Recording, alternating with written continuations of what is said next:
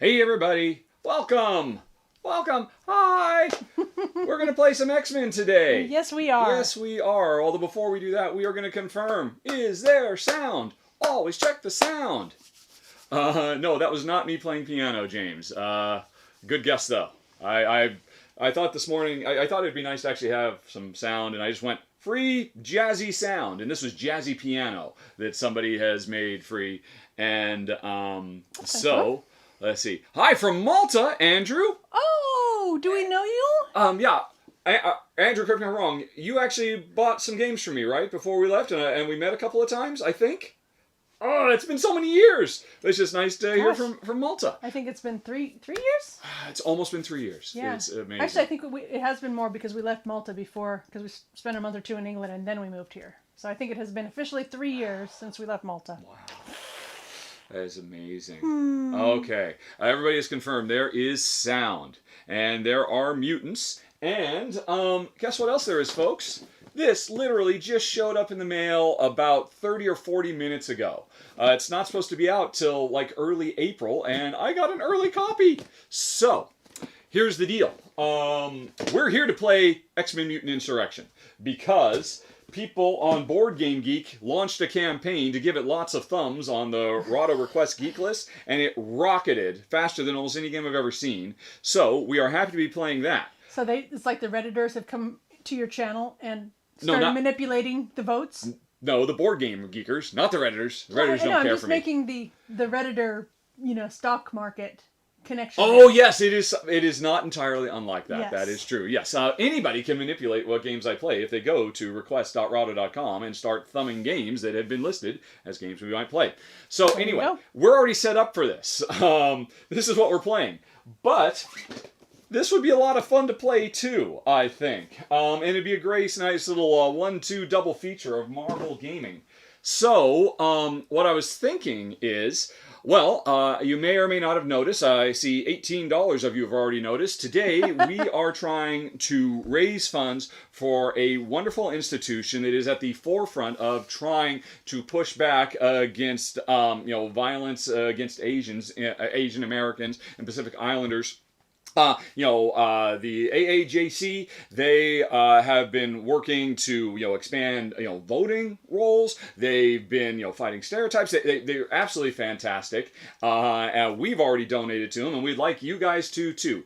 You're under no obligation to, but if at any point you were thinking, boy, I'd really like to do a super chat for Rahdo because I love the channel so much, just shuffle that over to them instead of to us. And I was thinking that after we have played this, which will probably take us an hour to an hour and a half, well, I know Jen will have to go, but the question to you is, would you just like some Q&A like we normally do, or would you like me to take on the role of Groot or Rocket and try to save the galaxy from intergalactic felons? If so, let's see if we can get that up to $100. If we can get $100 to this wonderful organization over the next hour or so, which means if everybody just devotes $1, there's a donate button. You just have to give your credit card. It automatically 100% goes. YouTube does not take a cut. That's very, very cool. Obviously, and you don't take a cut. Nor do I. This is 100% just going to a good and worthy cause. And if we can hit that $100 mark, that would be amazing. And Jen will get back to work because she's got a bunch of googlies she has to make. But then I will save the galaxy with you. You could be Groot. Yes, I believe you can play as either Rocket or Groot in this expansion. So that's just a thought out there. And oh my gosh, there we go. Boom. Wow. We're up to $95. I guess you're going to play it. I obviously misjudged that. I misjudged your guys' your folks' Well, thank you so much, everybody. All right, if somebody can just pony up $5, then it will happen. And thank you very much to James and Adam and Anonymous. By the way, you can donate anonymously if you don't want to make a big deal about yourself. Oh man. Well, that escalated quickly. Okay. That's awesome. Thank you, guys. We're at 99 now. They're just dragging out the attention and excitement. Will we cross the line?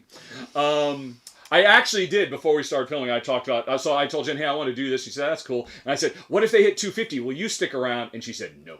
So Well, it's not that I don't want to. It's just I've already got some commitments. And Yeah. He just popped this on me like 5 minutes ago. UPS just popped it on me. It literally, I had no expectation this Yeah. was going to arrive today. I was upstairs in the studio, so unfortunately I did not get the opening of the box excitement. No, yeah, exactly. So anyway, though, while that's going on, the sound is working. Let's fight Magneto. Okay. Alrighty. So this is a cooperative game. I think it's available now.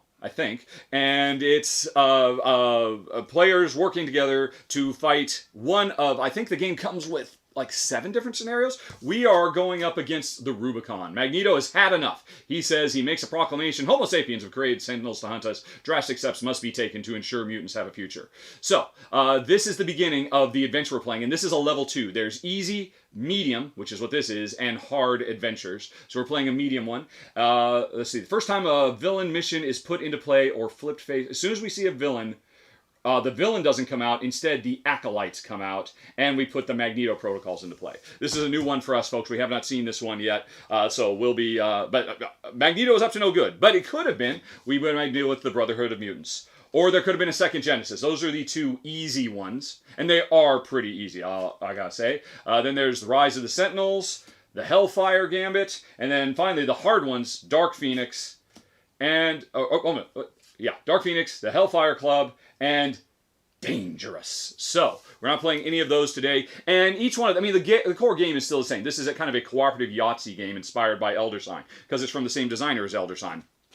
But all of these make you try to focus on different things, like rescuing mutants, or in this case, we are on the lookout. To be able to push this forward, we have to find a villain, which means we might go searching for one, if we have to, because we can't move forward until we find a villain, which will turn out to be, the Acolytes of Magneto. So, who are we today? I am playing as Shadowcat and Armor. Jen is Jubilee and Storm. We have it's ex-women today, all ex-women all the time. And if you want to play a 2-player game, officially each player is just supposed to control 2 characters. But Jen and I have done that, and I believe this is not a great game as played with only 2 characters. You really need to have at least 3 or 4 heroes in action to get all of the features of this game going. So, even though it's not Jen's my favorite thing, we're both going to control 2 characters. I'm Armor and Kitty. Jen is Jubilee and Storm. And actually, if you're going to play this solo, I have played this solo, I would recommend controlling at least 3 characters. The rules say, hey, if you're going to play solo, control 2 characters, but you really want to play 3. If you're going to play a 2-player game, you might as well play 4. If you've got 3... I think the game goes up to 6, if I recall correctly. But anyway, here's who we are. Let me just double check sure everything's going. Alrighty. Alright, well, bye, Andrew. Andrew doesn't like it. But thanks for the well wishes. I think it's actually really good, except for the player scaling, and we'll try to show you why. Okay, so we've got our stuff set up. We also, every time you play, there are always 3 locations we can go to: Xavier's office, the Danger Room, or Cerebro. And we are also going to set up in a 4-player game, which is what we're emulating today, 4 locations around the world. And right now we got South America, Africa, Europe, and Asia. If we were playing with more players, there would also be North America that we could go to. But North America was randomly left out in this game because we have 4. You were about to say something, honey? I just wanted to point out that... We've hit 101. Yep. All right. Well done. High five. All right, if you hit 250, Jen will not stay around. But it would still be very much appreciated if you did. But, yeah. And, yeah, if any other day, she would have done that. Yep. Like I said, it was totally unexpected that we will be playing a little bit later on Marvel Champions, the Galaxy's Most Wanted. All righty, so... okay, so these are always in play every time you play. There are other locations. These are decks of 5 cards. They've all been shuffled up, so we don't know exactly what's coming, although we have a basic idea. There's 1 villain in each of these areas, and then other disasters and whatnot. Let's see. So, the Rubicon doesn't have us do anything up front. So, right now, Magneto is laying low. He's not going to be bothering us until we find a villain. So, we are set up, ready to go, and here's how it works. First of all, every round, we will deploy. All our heroes go to some hotspot. Oh, wait, no, there's one more thing. As part of setup, in a 4-player game, 1 area has an exposed. So where do you want to go? Do you want to start out in Africa, South America, Europe, or Asia? Let's start in Europe. All right, we're starting out in Europe. And if this had been the villain of Europe, we would have replaced it with the Acolytes. But instead, we've got a smuggling ring to deal with. And by the way, it says, when flipped, if sinking ship was completed All right, if we had already found and saved the sinking ship, this would have been easier to do. But that's not how it works. Sinking ship is there's still a ship sinking somewhere that we'll have to save, but since we haven't saved it, we've got to deal with the full might of the smuggling ring. All right, so now we're ready to go, and we can deploy, decide where our heroes are going to go. Then we roll dice to try and complete missions. Then after we're done with that, we have to deal with threat, because we have this threat meter that makes us draw evil cards that will mess with us. And then we regroup. Everybody can, basically do regroupy stuff. All right, so. Okay, briefly. And before anybody. They're asking to see these. Hey, how about that? Here is what Kitty Pryde is up to. She is the Shadow Cat. She can phase once per round. You know what? Actually, hold on a second. I don't think I have to do this for everything. I can just zoom in a little bit, can't I? There we go. There, I think you guys can probably read these. So, Kitty is by default going to be rolling 6 dice when she tries to encounter stuff. Red dice are the strong punchy punch ones. Yellow ones are where the superpowers come from. And blue ones are all about teamwork, because there's a lot of cooperation in this game. So she's particularly strong on teamwork. She has a basic power, which is once per round she can spend a die to satisfy the requirement of a color that matches the threat tracker's position. Right now we're in green, so her phasing can allow her to spend any die to just resolve anything. She can basically turn dice into wild cards. She also has an assist, which she can't do herself. She cannot become intangible. But if she wants to, when she's at a location with somebody else, she can assist them by giving them this card, and then they can basically try to overcome obstacles and never take any damage because she phases them out of existence, which of course is what she does. So she can protect them if she does teamwork with them. Armor has got some red, so she's a nice puncher. She can spend any number of power results as if they were double punches. So as you can see, she is ready to punch. She's our heavy hitter. She also has a psionic smash, which can help somebody else if she's with them. Storm, she once per turn, she can turn any die into a power. That's very useful, which means she can be guaranteed to get the power she needs to complete this mission right here. And let's see, Jubilee, with her little sparklers. Once per round, you can re-roll 1 die of each color, ignoring the villainy effects. So she loves all the colors, which again is kind of true to her because she makes all kinds of cool, fireworky, dazzling type stuff. Okay, and they all have assists as well. We'll talk about those when we get going. Was there anything else, Honey Pie? Not that I saw. Okay, then we have to decide where we're going to go. We could go here, but the main reason to go to Xavier's office or the Danger Room or Cerebro is to heal and trigger some kind of special bonuses. We don't really need to heal right now because we haven't been hurt, so I think it makes more sense to come over here to the smuggling, but no more than 3 characters can go to a location. So all 4 of us can't go there. So one of us is going to be left out, either to go do something at the mansion or go blind into an area and potentially expose us to danger. And remember, we are racing to try to find a villain. So, if one of us wants to go it on their own, to just, kind of get lucky with any of these places, that might be a thing. Or somebody could come back over to, it could go over to Cerebro, because Cerebro, if somebody comes here, they can flip a face-down card and find out what it is. And if we don't like it, we can put it at the bottom of the deck, so we know what's coming. So that might be good to help us find a villain, because we need to find a villain, and all the villains might be at the bottom of these decks, for all we know. Yeah. Let's see. Well, if that's the case, who should go? We need teamwork. We need a lot of teamwork here. So Kitty, or Shadow Cat, who is our stronger... Well, no, actually, Jubilee and Kitty both have a lot of teamwork. So it makes sense for her to go there. Okay. And we need a little bit of power, and we need a little bit of punch. We don't have to worry about this power because the threat has not made it up to the red yet. So we can ignore those reds. This is honestly not that tough to do.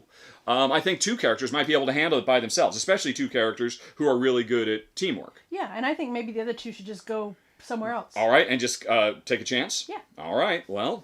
Okay, so... All right, so our 2 younger members will go, or we have a 3rd younger member, and so we have no information, so it's all the same. Where you just want to go to Asia. Okay, there we go. So, we have finished deploying, and as soon as this was reached, we flip it, and we find it's the Silver Samurai, who we would normally have to fight. And you can see the Silver Samurai has a whole bunch of stuff you have to get through, but not in this time. In this game, the Silver Samurai is gone. That was our first villain. We now have to find card 21A. So, the quest is going along quite nicely. Oh, here's the deck. So these are the deck of all the different chapters that happen in all the different missions. We need 21A. So instead of Silver Samurai, we have found the Acolytes, who we have to be. Oh, and we need the Magneto protocols as well. All right, so there is a new rule in effect. Once per round, before drawing the threat card, discard the top. Okay. One of the ways we can lose is if we run out of threat cards. If we go through all these cards, we lose. If the threat meter goes off the track, we lose. This is going to make the threat cards, the Magneto protocols, which, by the way, the world's governments have long feared the threat of Magneto's power. Unfortunately, their contingency plans spell doom for peaceful mutants as well. Alrighty, so we are going to be jigging through these unless we can get rid of this. And presumably, we get, let's see, this says success, reduce threat by 2, put Magneto's ultimatum into play, and then place this card under the plot. So, this is the number one thing we have to do. And how fortunate, we have a very good punchy punch armor. And Storm is not so good for punchy punch. We need a lot. We are probably not going to finish this turn. There's a lot of punching that has to be done here.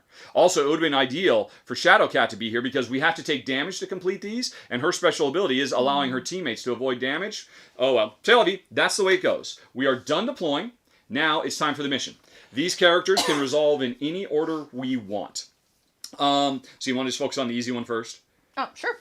Okay, so either Jen's Jubilee or my Shadowcat can go, but before we go, we can actually assist each other by handing these cards over. And since my assistance allows you to avoid damage, and this is take 2 damage, I think it makes sense to assist you. Yep, and right. I'll go first. Well, I keep that until we decide. Yes, you do, exactly. So, Jen now has a choice. So, Jen's Jubilee is going to be the first to try to track down this smuggling ring. And she takes a red, a yellow, and 2 blue dice, and then she chooses. Does she want 2 more blue dice because I'm assisting her, or does she want a blue and a yellow? I think you just want more blue, seeing as how you don't need more power. Yeah. So you'll use mine. Yep. And now, because I'm assisting her, if she wants to complete an objective that requires her to take damage, she'll phase right through it and not take the damage. So, this is peak efficiency. She might be able to finish this whole thing by herself, potentially. Oh, and also you have your own power, which was what? Once per round, you may re-roll up to 1 die of each color, ignoring all of the villain effects. Yeah. Right. Because this is a Yahtzee game. You roll, and then you get 2 re-rolls. Jubilee gets 3 re-rolls, basically. 1 die of each color. Alrighty, so what have you got? I got an X. Alright, so that's 1. And you got the power. Although, Jen's got a power. She could assign this to this. But since this is a blue dice are the ones that are most likely to give her the teamwork she needs over there. Yeah, I like this better. Let's do that one, and that one's a finished. Right, so Jen's already finished 1 of the 3 objectives because since we're not in the red zone, she didn't have to do this. Actually, I don't have to do this, so... By the way, here's a little summary, back of the rule book, a summary of how everything works, and this is the breakdown of the percentages. You can see blue has more teamwork, yellow has more superpowers, red has more fighty fight. It has a level 3 punch, whereas the other sides don't. So that's the difference between the dice. Okay, so actually I think I'm going to do punchy punch down here because I need 2 X's there. Right, so Jen has done some stuff. She's already signed these now. She has 2 rerolls, plus she gets another reroll with this. Yeah, she wants to get... that's 1 of each color. Okay. Well, you can still... All right, so we'll wait on that. And there are no villainy effects here. So Jen doesn't have to worry about... you didn't have a Magneto die, right? No. Okay. So Jen's doing her first reroll, okay. And she wants to get 2 more X's. So first of all, I will reroll 1 die and just see if I can get Okay, Jen's using her special power to get a 4th roll ahead of time, and she didn't get it. So now... So that didn't give you what you needed. Nope. But you've got... This is my second reroll. This is your second reroll. You've got 1. Yep. Now you just need 1 more. Okay. And there's nothing we can do, folks. Later on, you get more things to mitigate rolls and whatnot. Oh, there we go. She did it. Okay. Now, she didn't quite do it. To complete this line, she has to take 2 points of damage, but because of Shadowcat's intangibility, she can ignore that. So, by herself, with a little help from her friend... Yep. She has completed this first objective. Deedly-doo-doo-doo-doo-doo-doo. I should use the X-Men theme. Da-da-da-da-da, I think is how the X-Men theme goes. Alrighty, so, and success. Reduce threat by 2. If you're playing easy mode, it starts at 2. If you're playing medium, it starts at 4. If you're playing hard, it starts at 6. So we start at 4, we are down to 2 threat. If we keep this down, we can stay alive, because if this ever goes off, we lose. So, Jen... and you didn't explain this. We didn't have to do the red ones because we weren't in the red. Because we weren't in the red zone yet. If this came up later and we were in the red, this would have been harder to do. So, reduce threat by 2, 1 hero forms a bond. Okay. This is maybe the coolest thing about the game. We've got this big old deck of emotional bonds that can develop between these characters. So we shuffle it up. And Jen draws the one from the bottom of the deck. Oh. Oh, yeah. Okay. Devotion. Right, so Jen is devoted. So we find the other devotion. Now, Jen can be devoted to anyone. It doesn't have to be Kitty. Jen can be devoted to Storm or to Armor. Oh. And that means, what is the devotion power? We have not seen this one yet. If you and your devoted are on the same mission, when a hero would suffer damage, you may exhaust this card to suffer the damage instead. Oh, so they can take damage for each other. Because every character, 6 hit points, 5 hit points, 5 hit points, 5 hit points. Armor has the most hit points right now. So it makes sense for Armor to be devoted. Because she can absorb damage better than anybody else. So you have to decide, Jubilee, who did this, is devoted to somebody. Who is she devoted to?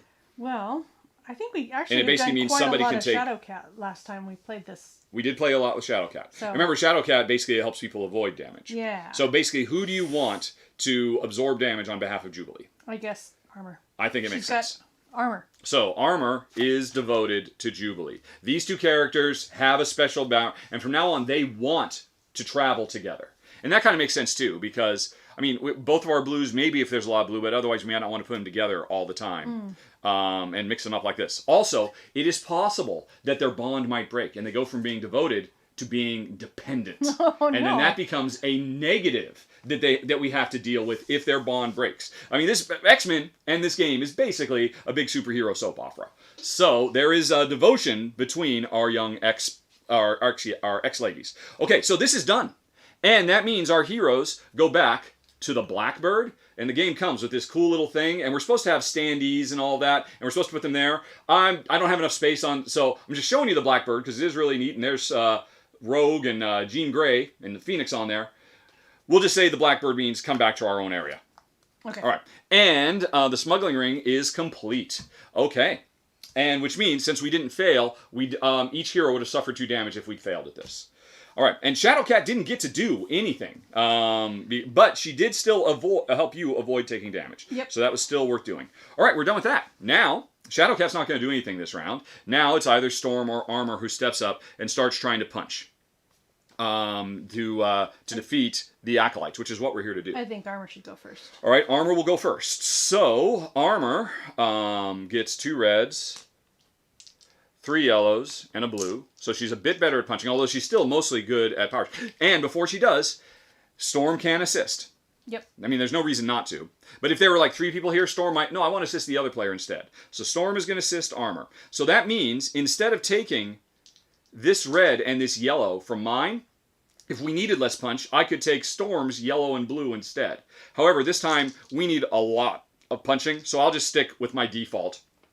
But because Storm is helping me, in addition to I had the option to take these dice, but I didn't, I also have a lightning strike. After assembling my dice, I immediately get to train 1 power.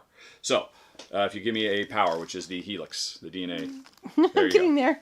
Alrighty, so...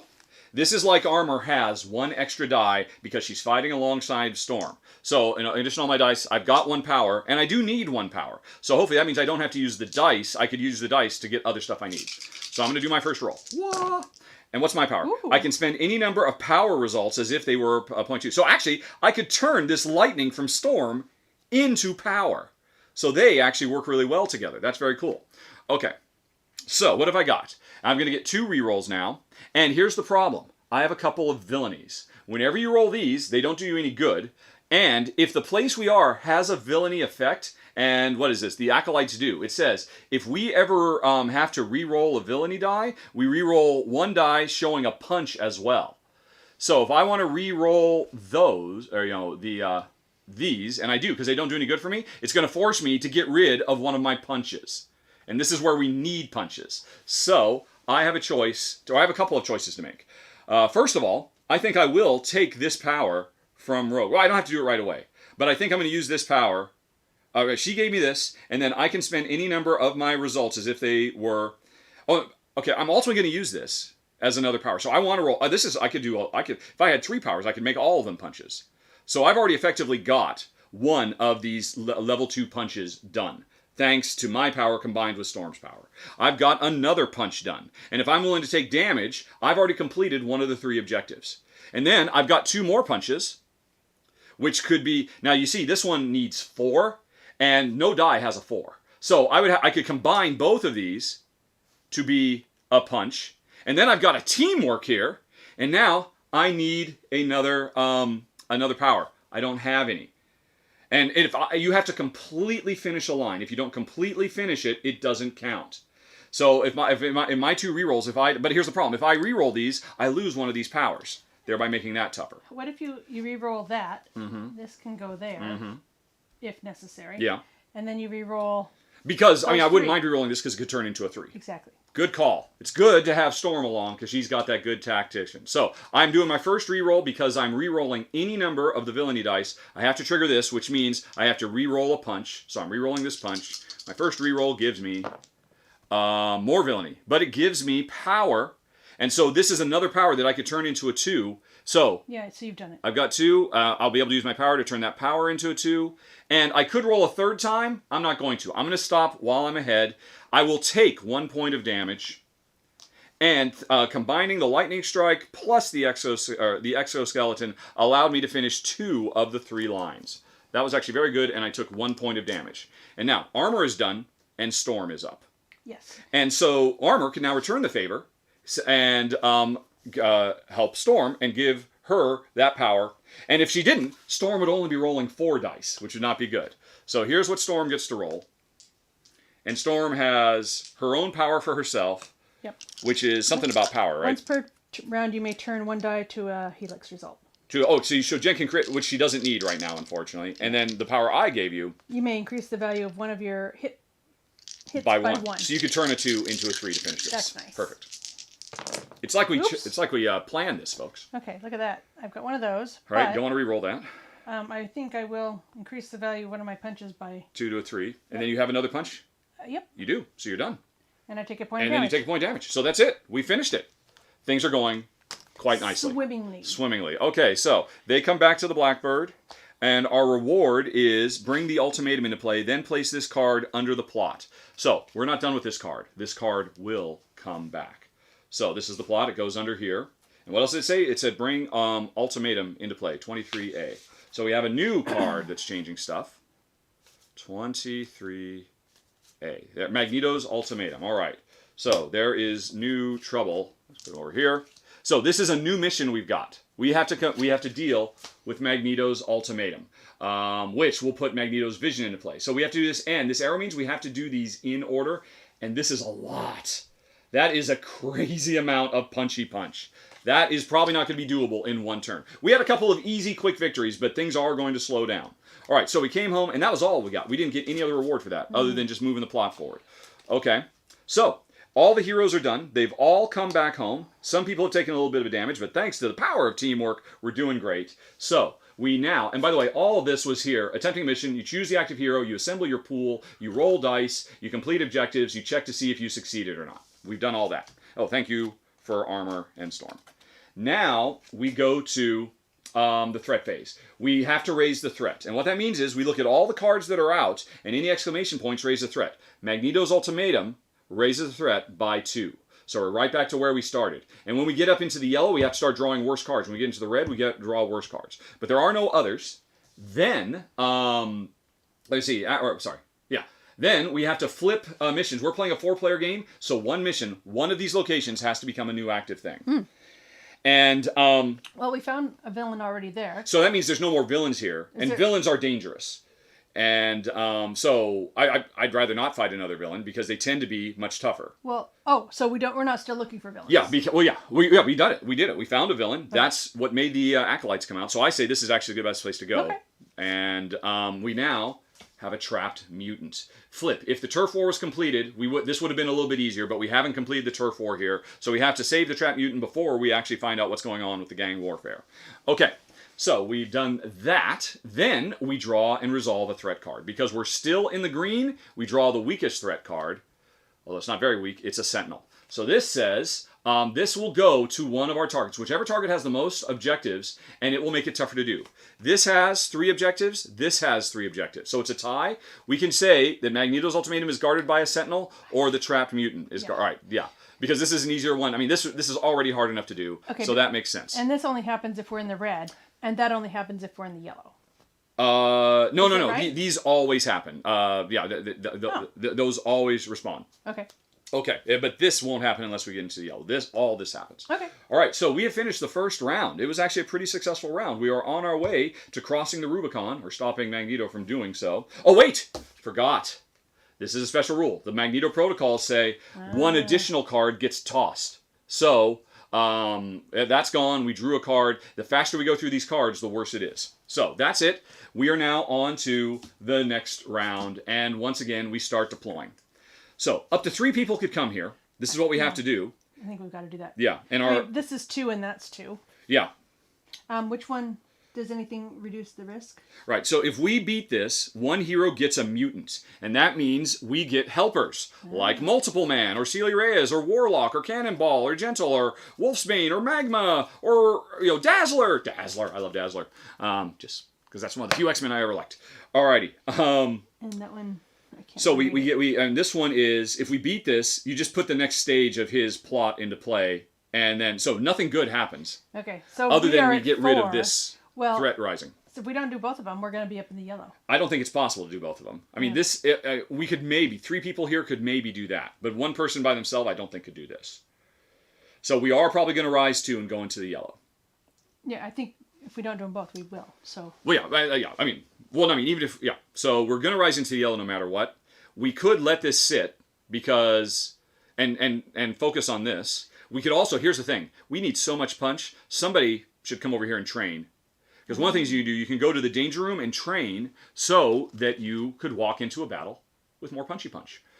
Which I think we're going to need to do this, potentially. But what do you think? I will let you think for that bit. I'm just going to check, make sure everything's going okay. Okay. All right. Hello, Kabuki Kid. Hello, John Holt. Hello, Darren. Hello, everybody. Alrighty. Okay, Axolites are the story mission. They go into play next to the Continent decks, so the America stack would still be open. The America stack would still be open. Oh, somebody was talking about something else. Right. Okay. Well. Yeah, if anybody thinks I'm doing anything wrong, by all means, post in all caps. So literally shout at me so I can see it. In case we missed something. And thank you to Anonymous, who put us over the top to get some Guardians of the Galaxy played. Alrighty. And Jen is with 1 N, not 2. Oh my goodness. That was the question that had to be answered from Kabuki Kid. Dear. Alrighty.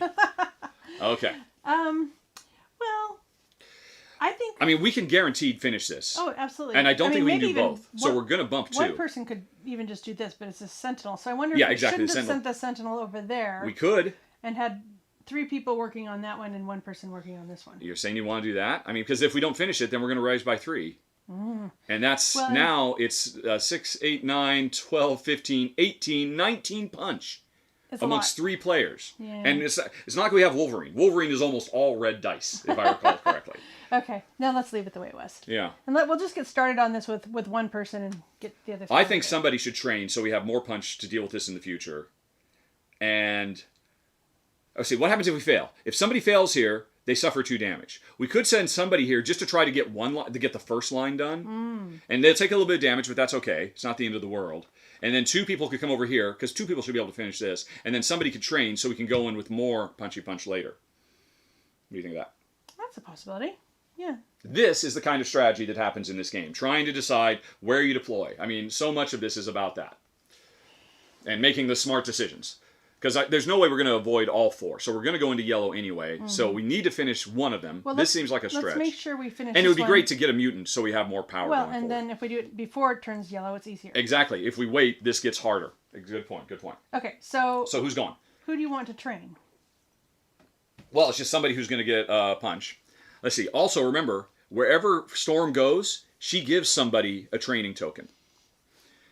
So, Storm... and if she goes with... that was a really cool thing with Armor. Storm and Armor together. Yeah. You have that one too. But now we want Armor and Jubilee to go together. But that's really only so that Armor could absorb damage. I don't think we're that worried about that at this point. Because nobody's very hurt. No. If Jubilee was almost gone, we might want to do that. So I don't know what you think. Okay. Well, let's send Storm and Armor again to do a lot of the punching. Oh, so you do want to... Oh, no, we want to do this one first. That was my suggestion. We don't have to. We can split them up 2 and 2 and not go get any training. I mean, in theory, 2 should be able to handle this. Definitely. But it's a gamble. And if we don't, then we have 4. And that's a huge... If we don't finish this and we go up 4, that will really set us back. Yeah. Well, I think... I don't know. I'm not that concerned about training. Let's do 2 and 2. Oh, somebody from the chat just said, a very good point, we could come here without the intention to finish this, but just take out the Sentinel. Oh, that's true. Because then this will only go up 1, and we'll stay in the green. So that's an interesting point. Well, if we get that done. If we all 3 go, and this is a huge ask. Yeah. Without some extra training. I mean, again, though, we do have one, because Armor's effectively going to get one for free if she teams up with Storm over here. Do you have to take the Sentinel out before you can start on this? No, the Sentinel could be done... these have to be done in order, but the Sentinel could be done at any time. The rules are very clear about that. Very clear. Very clear. And it's interesting, both of these have you must do them in order, which is what makes them a bit tougher. So this one wants at least 2 reds and 2 blues. Yeah. So, it's possible that one could get done with one person. Well, we could... we got to make a choice, because people have paid to see Guardians of the Galaxy. So, what do you think? Okay, but if we finish all this, does this go away and the Sentinel just sort of floats around? This will not go away unless the Sentinel. Even if we've done all these, but we don't do the Sentinel, it'll stay here and we'll hit twice. Okay. All right. So what do you think? Well, obviously. So you want Storm and Armor to stick together? Yeah. Storm and Armor, in theory, could probably be... Well, the only problem is they're weak on X's, so they might have a hard time. And, there's a lot of X's here. This is really a good blue-heavy objective. Let's send Jubilee there. All right, so Jubilee has a bunch... And do you want to just keep them together? Yeah, because then that's a lot of X. Yep. For whatever reason, we always find it's very, very hard to roll the teamwork. It's a 2 and 6 on the blues, but we always seem to miss them.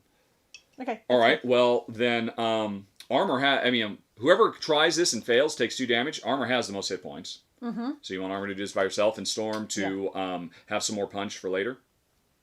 No. No? All right. Okay. That was my point, is that we could be preparing, but... Storm has got good punchy punch. All right, well, then we'll just do this. And she does a training. All right, we'll give it a try.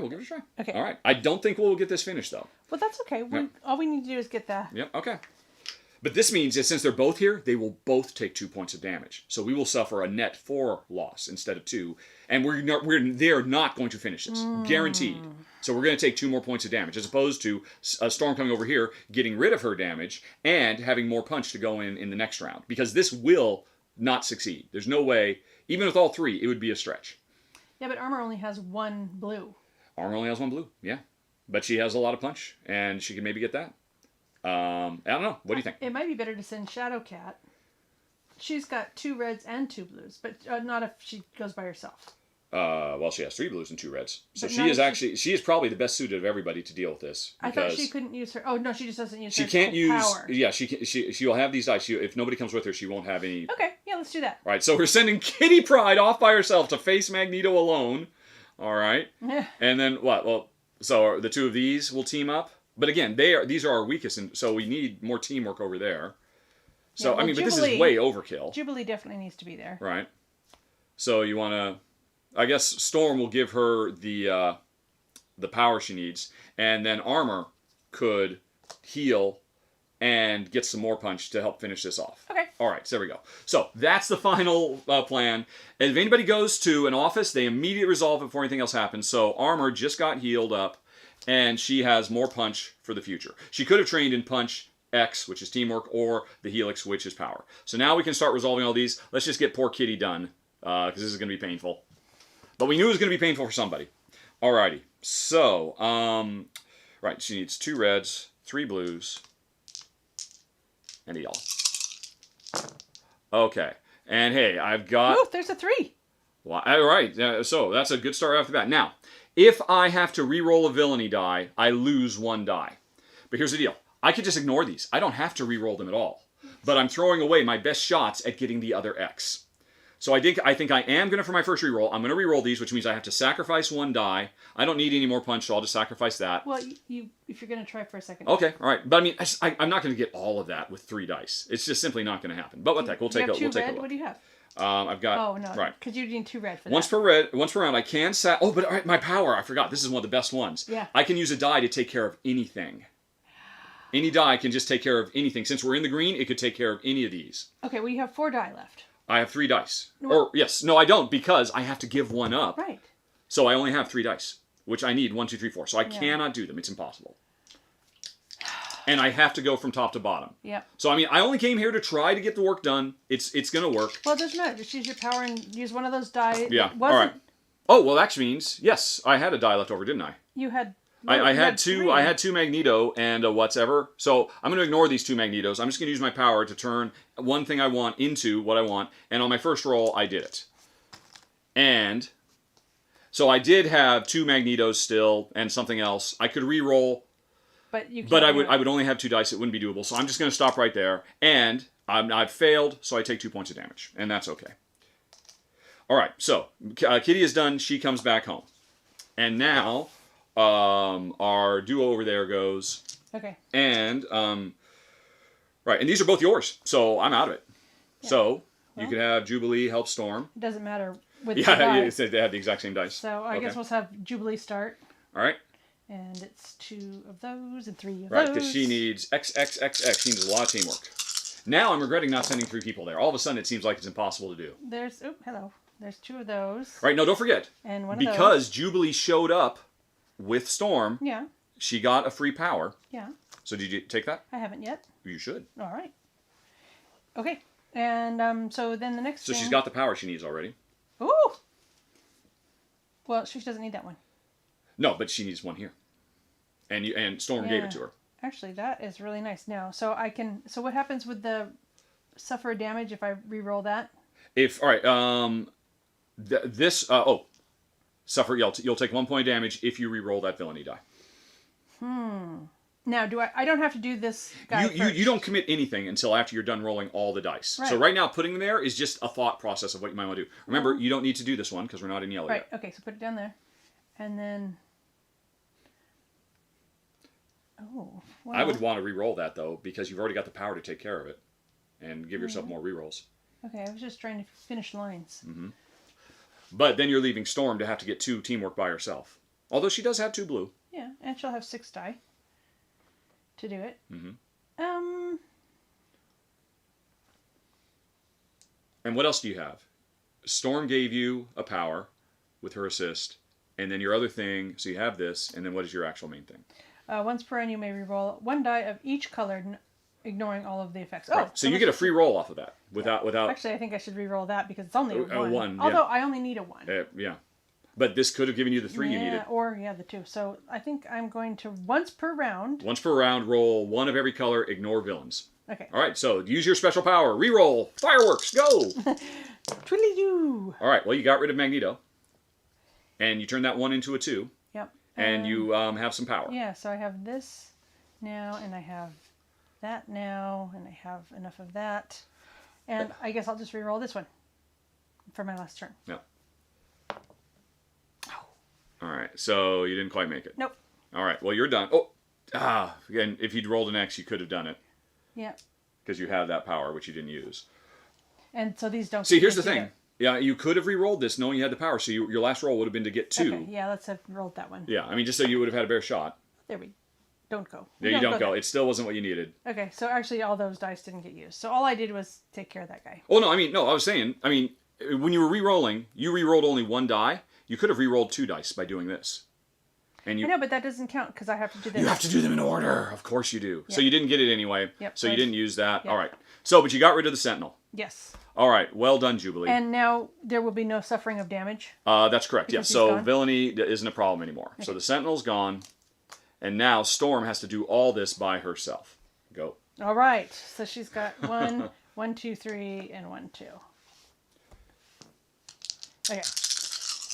Come on, Storm. Right, and now in Storm, once per round, I may turn a die to a helix. Into a power. Yeah, and you may turn 1 die showing an X into a helix. Which you don't need because you only need 1. So you are not well suited for this. But you got 2. You got what you needed. Whew. Now you just need a bunch of punch. You got the helixes. And this doesn't matter, right? No, you can re-roll that with impunity because the Sentinel is gone. Okay, and then that's done. Right, but you are not roll. So do you use this, or do you try to re-roll this to get the bigger hits you need? I think I do. Yeah, because I've got a blue. Blue is strong in that. Yeah. I mean, blue's better suited to do that. Okay. First re-roll. And once I can turn an X into a helix, and I can turn Loads of helixes. Actually, so I don't even need... I'm going to re-roll that too because I have 2 And opportunities. of course, yes, you're right. Of course. Good point. All right, there's your other X. Boom. Yep. You got a shot. And there's a 2. Oh my gosh, and then you got all the helixes in the world, but you need that 3. Yeah, I think I'll go ahead and put that there. And then roll. And if you can roll a 2 and a 2, or a 1 and a 3, or... Actually, I can make anything a helix. I'm going to re-roll all of them. Okay. This is my last roll. Go. There's a 2. There's a 2 and a helix. Right. So, no, it's done. No, this had to be 3.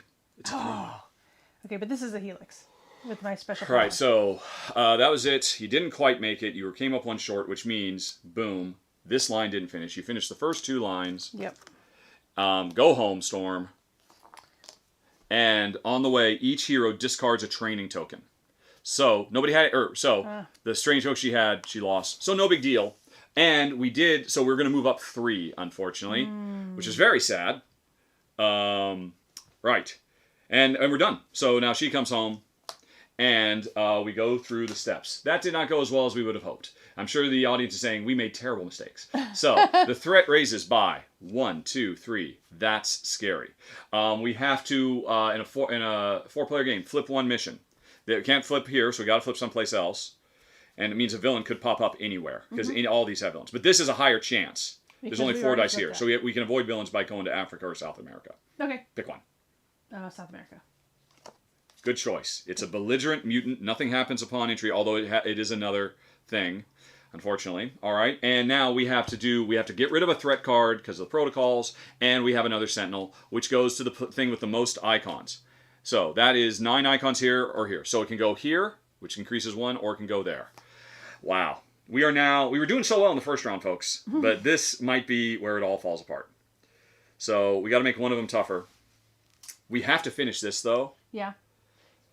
So on the other hand, this already has a helmet problem. So if we put this up here where the helmet problem already is. But that goes back to making this almost impossible to finish. I mean, look at all that punch you have to do in 1 turn. Yeah, that's true. But that's a lot of punch, too. Yeah, but I'm kind of assuming ignoring this. Oh. And just letting this grow, putting the sentinel over here, because somebody could almost finish this by themselves. Okay. Leave this be, and split up and finish these. Okay, sounds good. The only reason and somebody would get a mutant, it'd be nice to get that reward, but, I mean, we can't get them all. That's what I think. What do you think? Good. All right, and regroup, everybody goes back home, and we start again. And if people had mutants, we could trade mutants back and forth, because we all have different sidekicks, but we haven't earned any yet. We go into the next round, and now Armor is ready to go lots of punch with her extra punch, all the punch she's already doing. And, so she'd like to bring somebody with some more red, which would probably be Shadowcat. Or no, nobody can give her any more red. Yeah. Nobody can give red. So, does Kitty go? Well, we've still got plenty of punching he's doing over here. Yeah, but I'm thinking we just don't do this. Well, okay, but this is still... That's a lot of punching, too. So you think, okay, so you split up our 2 best fighters. And, let's see. And remember, Storm gives power to Armor, who immediately turns it into an extra punch. Okay, let's do that. So Storm and Armor together again. And who else was it? Oh, Jubilee. Where'd you go, Jubilee? Jubilee and Kitty together again. All right. Okay. And let's see if anybody disagrees. All right. Oh, they're talking about Elder Sign. I think this is a better game than Elder Sign, definitely. No 2 ways about it. Elder Sign without expansions. There's so much more to think about, so much more cooperation between players. There's actually variable difficulty levels. You never get into the situation where one player has a lot of failures and feels like they're useless, and the other player has a lot of successes, so they do everything by themselves. This game, you're much more tethered to each other. Everybody shares the same fate. It is superior by almost any metric. Unless you really like Cthulhu Mythos, in which case, it's creepy and more atmospheric. So, but otherwise, this is the superior game every way. And I hope we're demonstrating there's a lot to think about. There's a lot to strategize about here. Unless you only play the first mission, which is super duper easy, and then you say, oh, the whole game's like this. All right, so we're in yellow. Oh, that's bad. And none of these is going to actually drop the threat, so we're going to stay in yellow. That's too bad. All right, anyway, though, so we have split up, and let's have Armor go first. She's already got 1 punch. She will get some help from Storm to get... here's the problem. Yeah. You can only hold 1. All right. So she cannot team up with Storm. She can, but she just won't take advantage of that. Mm-hmm. And so Storm should go with somebody who she could actually give that power to. Yep. So, and I guess Jubilee and I mean, Armor basically- are devoted to each other. yeah, let's do that. Okay. That's nice. All right, there we go. Okay. All right, so let's still do Armor first, and will Armor get some help from Jubilee? Well, no, Armor still wants to roll the Yeah. armor anyway. But let's see. Turn 1x into a hit. If I roll any x's, that's an extra hit. Nice. That's the thing to do. Okay. All right, so I am rolling 2 reds, 3 yellows, and a blue. I'm ignoring Jubilee's dice. I'm missing one. You Missing a need a yellow. yellow. Thank you. All righty, and Oh, dear. that's not very much punchy punch for all the punchy punching I can do. You know, I know this is supposed to be a helmet, but it looks like a tulip to me. Yeah, it kind of looks like a tulip, I suppose. An evil tulip. All right. So anyway, I've got one. These are all 3s. Jeez Louise, this is a terrible start. All right, so I can spend any number of power as if they were. So if I can use this once. Those could be punches right now. They could all be 2s. And so that would be 4 2s I've already gotten. 5 2s, which I'm going to have to double up, so they're kind of wasteful. Yeah. Ouch. Shoot. If I have to discard a die if I re-roll those. And this says I can turn an X. I didn't roll any X's, so I can't get... I turn an X into a power, which isn't going to help anyway. No, I do need 1 power. Wow, that's a bad start. That is a bad start. Well... So essentially, all of this will just take care of that first line. Wow.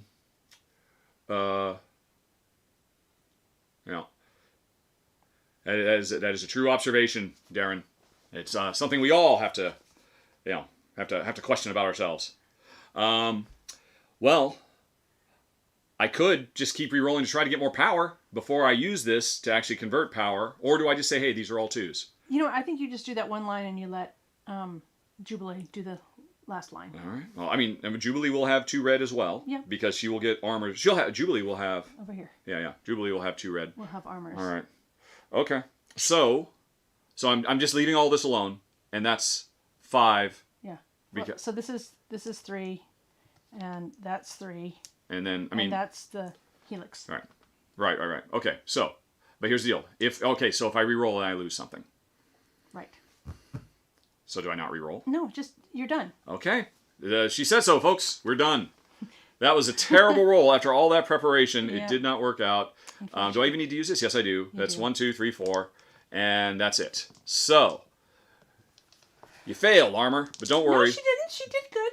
No, she got us halfway there. Yeah. She got us halfway there. Okay, so give me armor's All right, dice. so Armor will give Jubilee some extra punchy And punch. So I'm just going to help. We'll just work together. Fireworks! All right, and voltage. now what's going on? You may increase the value of your punch Yeah. thanks to Armor's help. So that's going to help me So there. that'll get you that 3, hopefully. Yep.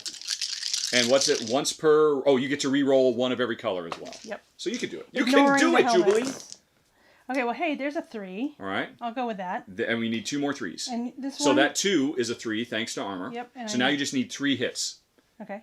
Nice. So I'm going to So re-roll. do your re-roll everything of 1 color. Yep. Get that out of the way. Yep. Oops. All right. You missed it There's by a a 2, mile. so it doesn't matter. No, 2 and a 1. A 2. Oh, yeah, because you didn't re-roll that 1. Wow. We Boom. did it! Da-da-da-da-da. Tell me if I'm doing the X-Men theme wrong, because I never actually watched the cartoon either, but I think that's how it goes. Da-da-da-da-da-da-da-da, or something like that. All right, so they did it through the power of teamwork once more. Yes. And for completing this, this goes under the plot and then put Magneto's vision into play. So we get no benefit other than not having more threat. Go home, girls. Good job.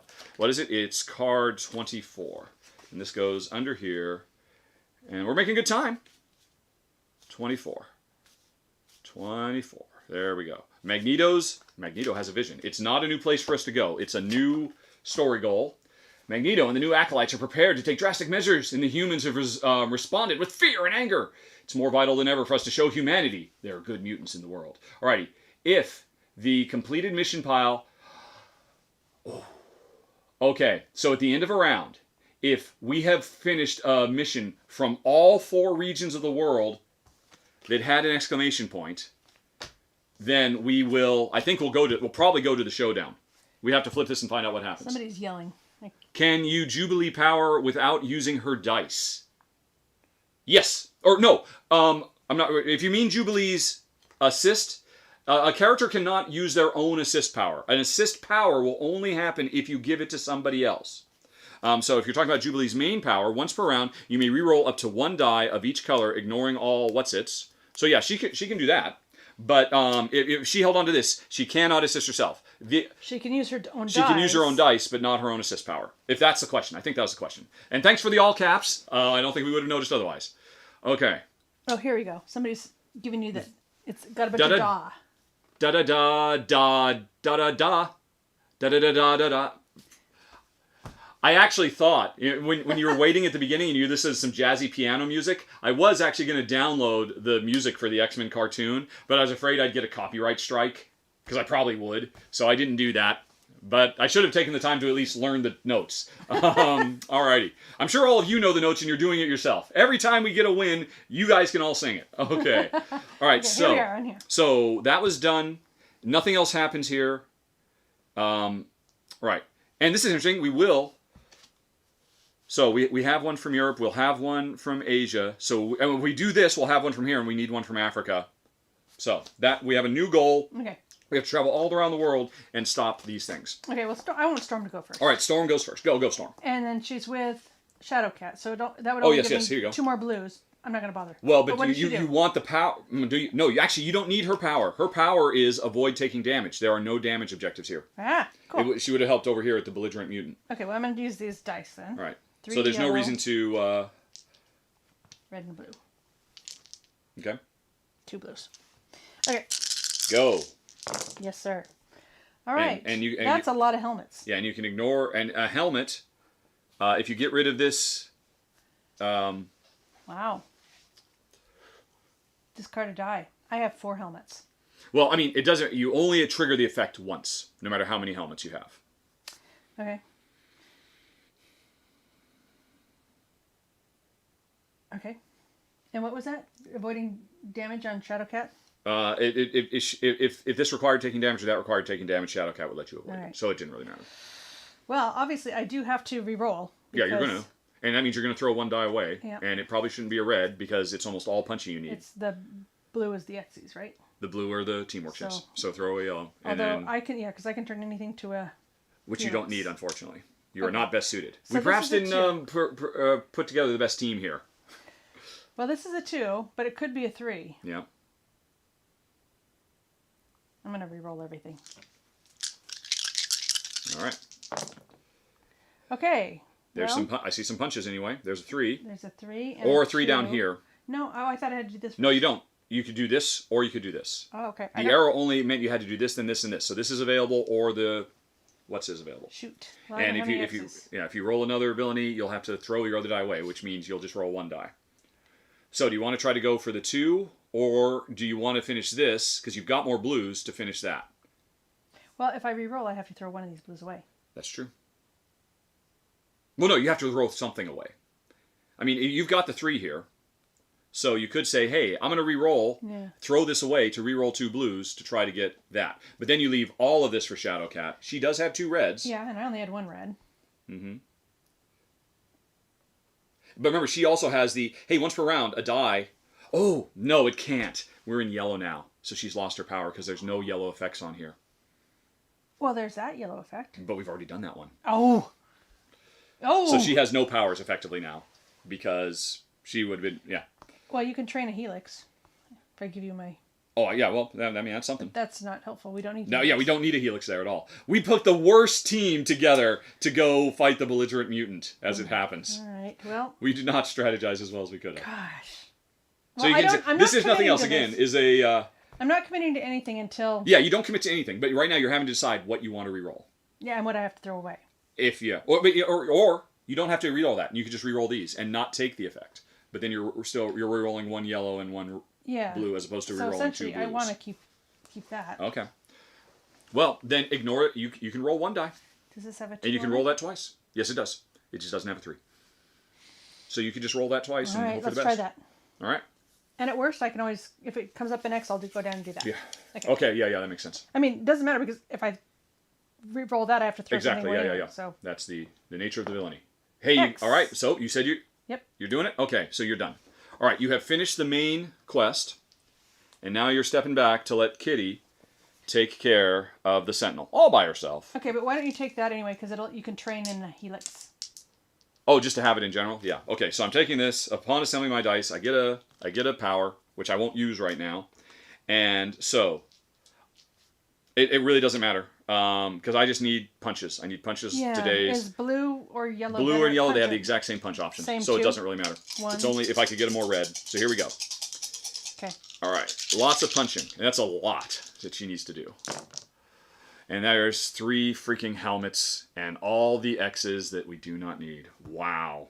That's pretty bad. All right. Oh, but remember, she can use... All right, she's going to use this. Well, no, she can't because it's not a yellow. So I'm just going to lose a die. I don't need these blues.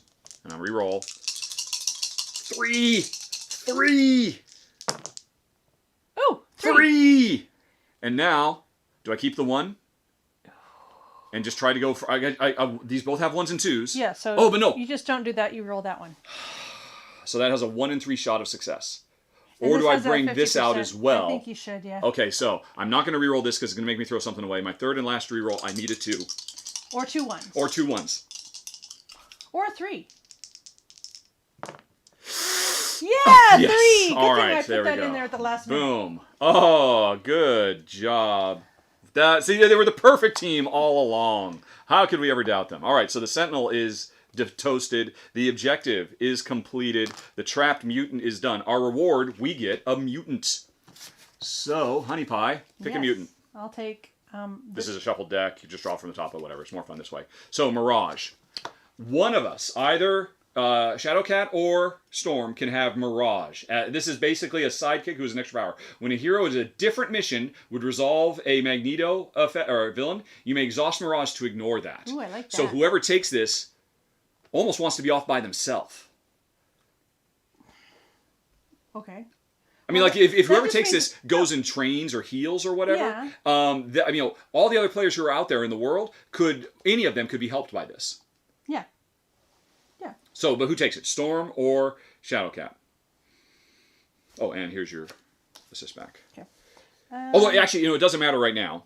Shadowcat, because when we get to the end of the round, regroup, anybody could take it. Okay. So we'll worry about that later. So we have our first mutant, which means we are more powerful now.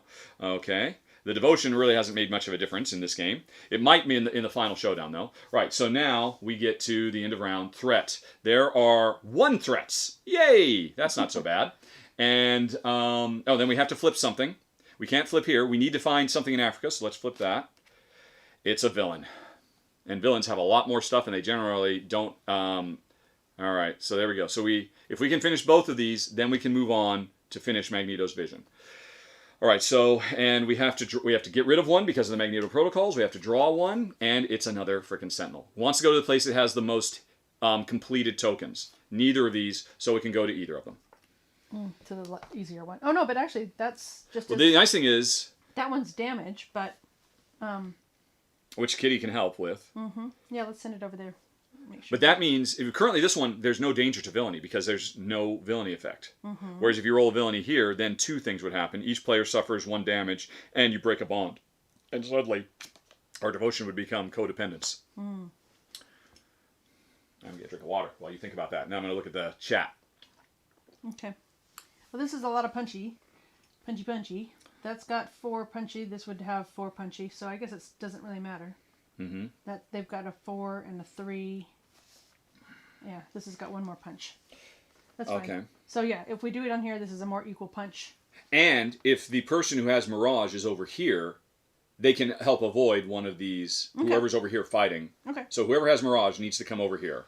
And then, Needs to minimize the effect of there. Yeah. So, right, now we decide, well, first of all, Mirage can go to anybody, because we can, Mirage will tag along with anyone. Okay, well, this is more punchy here, so I think... So Armor's going there again? Oh, here's Armor's thingy. Let's see. Right. Oh, thank you, yes. And here is Julie. So, also, Kitty's ability only works in a place where there's a yellow. And there's none. Nope. So Kitty's insta-finish is useless at the moment, unfortunately. If we could get up into the red, that'd be great, but it'd be nice to get back down. Do either of these reduce threat? No. Get another mutant, form a bond. So I think Kitty's superpower is offline. And but if Kitty would want to come here with somebody else so they could avoid taking damage, but it's not very much damage. So I think Shadowcat is not that... Her powers are not very useful right now. Well, this suffers 1 damage. Uh-huh. Does her... No. It only It's only these. it's damage. these specifically. The mission requirement damages. Okay, well, we got to get this done before we go up into the red.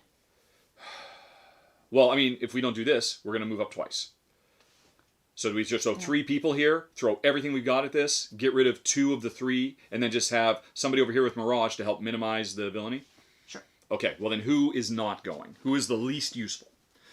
This is, like I said, it's a lot of punch and it's a lot of everything. Yeah. But it's least of all power, which is Storm's thing. Storm has the most yellow. Although Storm, combined with armor, can give armor a guaranteed punch. So that's pretty nice, too. So do you want Storm and armor together again? Yeah, let's do that. All right, Storm and armor together again. And Jubilee. Why don't we send... Well, Kitty's Mirage? powers are completely useless. Okay, so send Kitty and Mirage here. Why? Why not send... I mean, I think they should all come here because we need to finish this. And Mirage look... is the... Oh, yeah. Right, of course. And then Jubilee and goes then there. Jubilee Okay, goes there we go. All right, so Kitty is off on her own. She's totally fine. That's fine. I've got Mirage to keep me company. Whoever that is. And we're continuing with the all-girl team-up, though. Oh, good. So that's nice. Okay, so Kitty. No one can assist her. She's gonna try and do something. Something. You can do it, Kitty. You can do it. And she does have one training from Storm. So hopefully that'll help. Alrighty. And this can be done in any order. Yeah, so she... So what does she got? Just did that with 2 2s. She just did what? 2 2s. Perfect. All right, so that's one. Although she will take... No, she won't because we're not in the red. So that's it. That's good job, Kitty. Yeah. And you can re-roll some more. And she's got a 2 here already. All right. So she could do that and that if she gets another... Or she could try to get a 3. Yeah. And she does have an X. And she could afford to take that damage. No big deal. Mm-hmm. So, yeah, probably just this and try to go for the 4. I mean, is it possible to do this all by herself? No, I don't think so. She would need a 3 and a 1, and then another 3 and a power. And she literally does not have enough dice to do that. So it's impossible to finish it all. So I would say if she can do the tougher one and leave the easier one. Sounds good. So I'm inclined to go with that. So do I leave this 2? Or do I try to get more power? That was my first roll, right? I have 2 rerolls. It's at this point I'd like to have a statistician here who could tell me what the probabilities of putting this in to get the 4 we need. What do you think? I think it's pretty good because... I'm just saying, do I reroll 3? Also, the other problem is the more I reroll, the more I'm going to get villainies. Not that they matter, they're just a waste of time. So do I just leave this here, and I have 2 rerolls, all I got to do is get a 2. Or 1, because you can, well, you don't have the power to do the helix. I have no power. Yeah. No power at all. And this helix isn't helping at all. All right, so the question is, do I roll all 3, or do I just roll these and try to get a 2? Or do I reroll this to try to get... Because if I get a 3, then I need a 1 off of these. Is somebody saying, I hope they do more X-Men stuff. Despite the flaws, I always dug X-Men movies. X-Men will be back, I am sure. Just roll it. All right, okay, here we go. My first reroll, I need 2s. That's not it. But there's no problem with the villainy, so I'll reroll again. My last chance to get a 2. I did it. All right, I got more 2s. So there's another 2. So many 2s. And all right, so Kitty is going to take a point of damage to finish that line, and she has finished. That was actually better than I thought. Good job, Kitty Pryde. But now she breaks a bond. Now, Kitty doesn't have a bond, so what that means is she gets a bad bond with somebody. So, where's the bond deck? It's over here. So, Kitty regrets. She doesn't love someone. She is full of regret over somebody. So, and I can choose who it goes to. Where's the other regret? Perhaps she regrets that we have devotion between armor There you go. and Yeah. So regret. At the end of, if you and your regret bonded hero are at the same place, after you assemble a dice pool, you must discard 1 die of any color. Ooh. So this is going to be somebody she stays away from. Yeah. Seems like she's really good to team up with Jubilee. Yeah, and she doesn't ever go with armor. So yeah. So she regrets. Armor. She never goes with armor? Yeah. Okay. Yeah. So armor has no character can have more than 2 relationships. So armor is devoted to Jubilee, and she regrets probably having some problems with Shadowcat. Okay, all right. So that is something we have to remember. Oh wait, we didn't have armor and Oh, wait, no, yeah, okay, it's fine. So it's fine. So that's it for her. She's done. And, yeah, we broke a bond. Now, we have the big ticket items. We should be able to take this down, I think. So. Yeah. So who goes first? Well, if you give me... What's your armor do again? My armor? Yeah. Increases the result of a die by 1. But no, you need to do yours first. If armor goes first, I take this, which means I get the lightning bolt so that I will be able to use it. Or I get the power from her. So let's have her go first. Okay. All right. Running out of space. All right, and so what do I want to roll? We need punches, right? We need all the punches. And let's see, yellow. And I'm not getting any blue. And I do need some blue, but it's probably better to go for the reds while we can. All right, so I've already got 1 punch guaranteed with the Storm Armor combo. And so there's 3 2s. And, okay. You're missing a die. There should be 6 die. 2. Oh, armor. Oh, whoop, ha ha! There we go. Hee hee. Drat. Okay. And so, here's the problem. Yeah. That's 2. Mirage, when a hero is a different... and would resolve a thing, you may exhaust... Right, so 1 time, I could re-roll these, and Mirage would stop it from happening. Well, but there's 3 more characters who are coming here. I know, but you've got 2 of them. Here's the thing. I mean, I probably... To give you guys more clearance, I want to finish this, so that you guys won't have to worry about this effect. Ah. So, right. So if that's the case, I am going to re-roll them. Mirage is going to be tapped.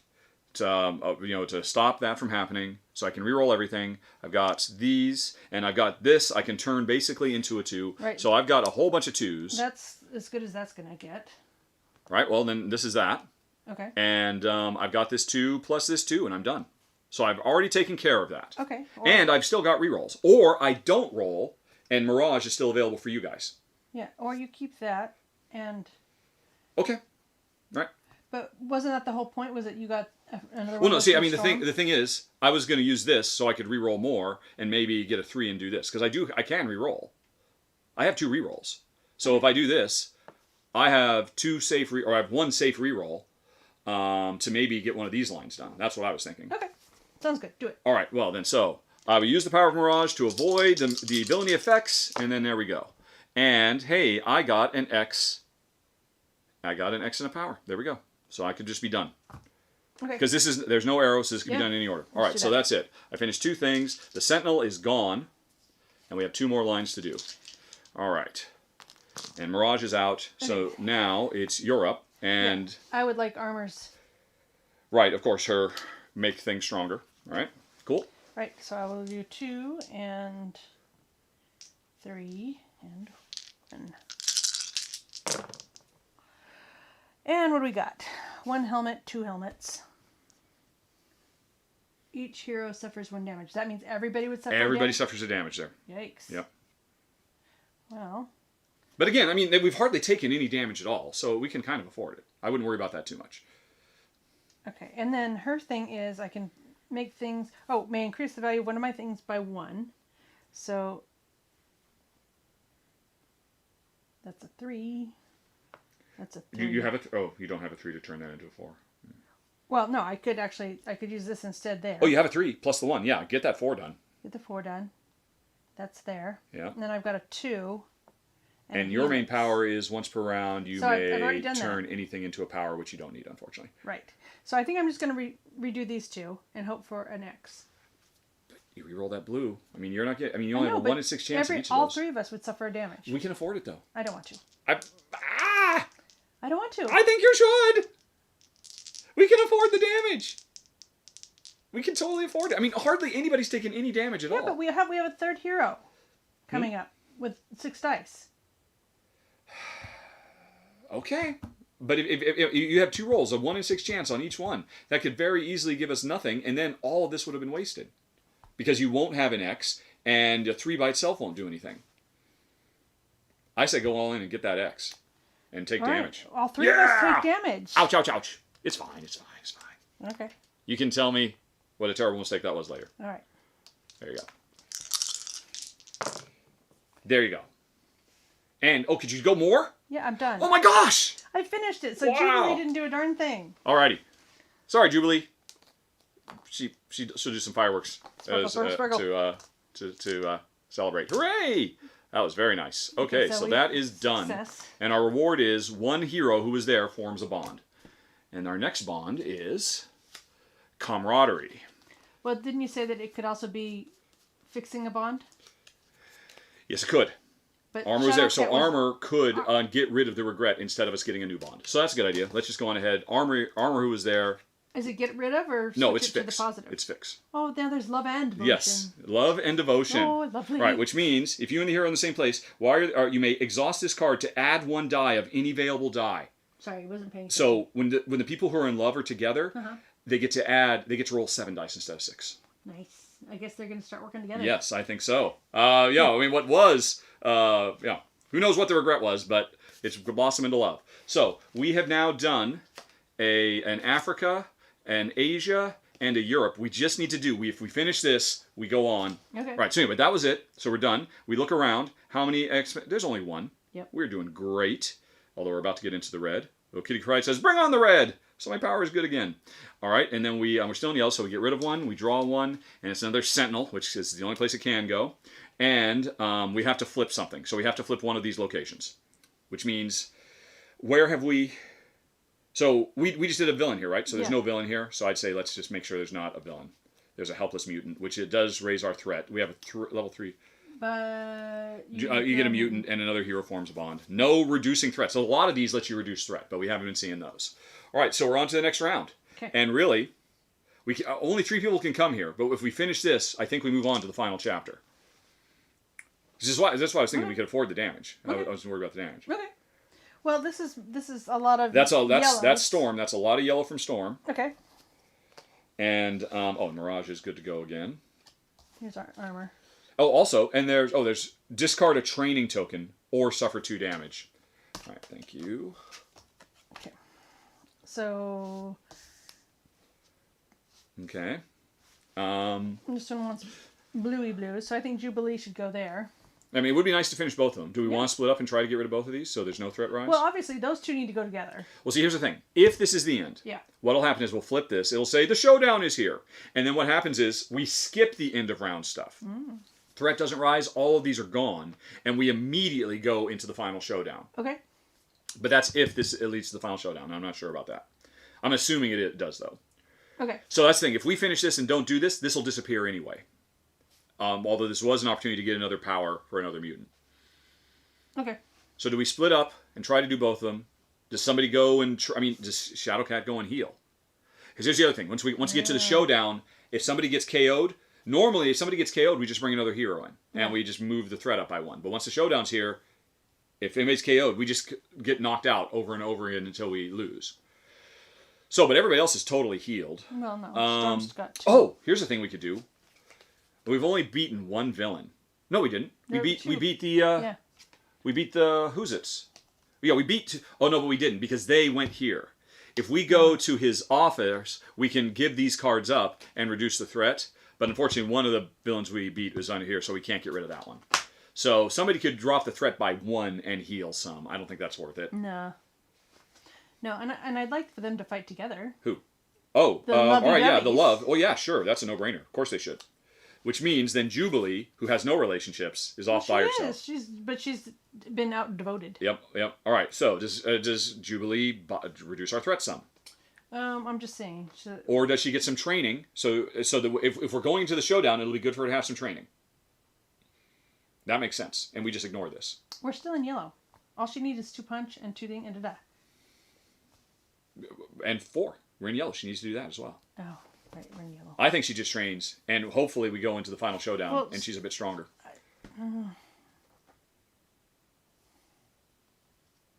I mean, you're right. I mean, in theory, the 2 in love could probably handle this by themselves because they're rolling 7 dice between them. Yeah.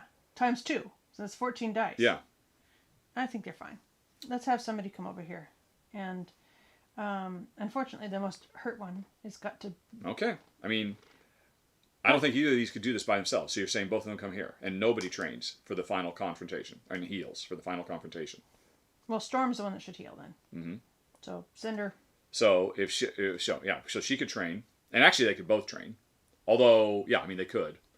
We don't need to peek at anything else because we know where everything is. And I don't think it makes sense And to this just only reduce rises threat by 1. Yeah, and this only rises by 1. So I'd say let's just assume, and they're both getting trained. All right. All right. So these both get trained immediately. And they can take heal, any of the 3 tokens they want. 2?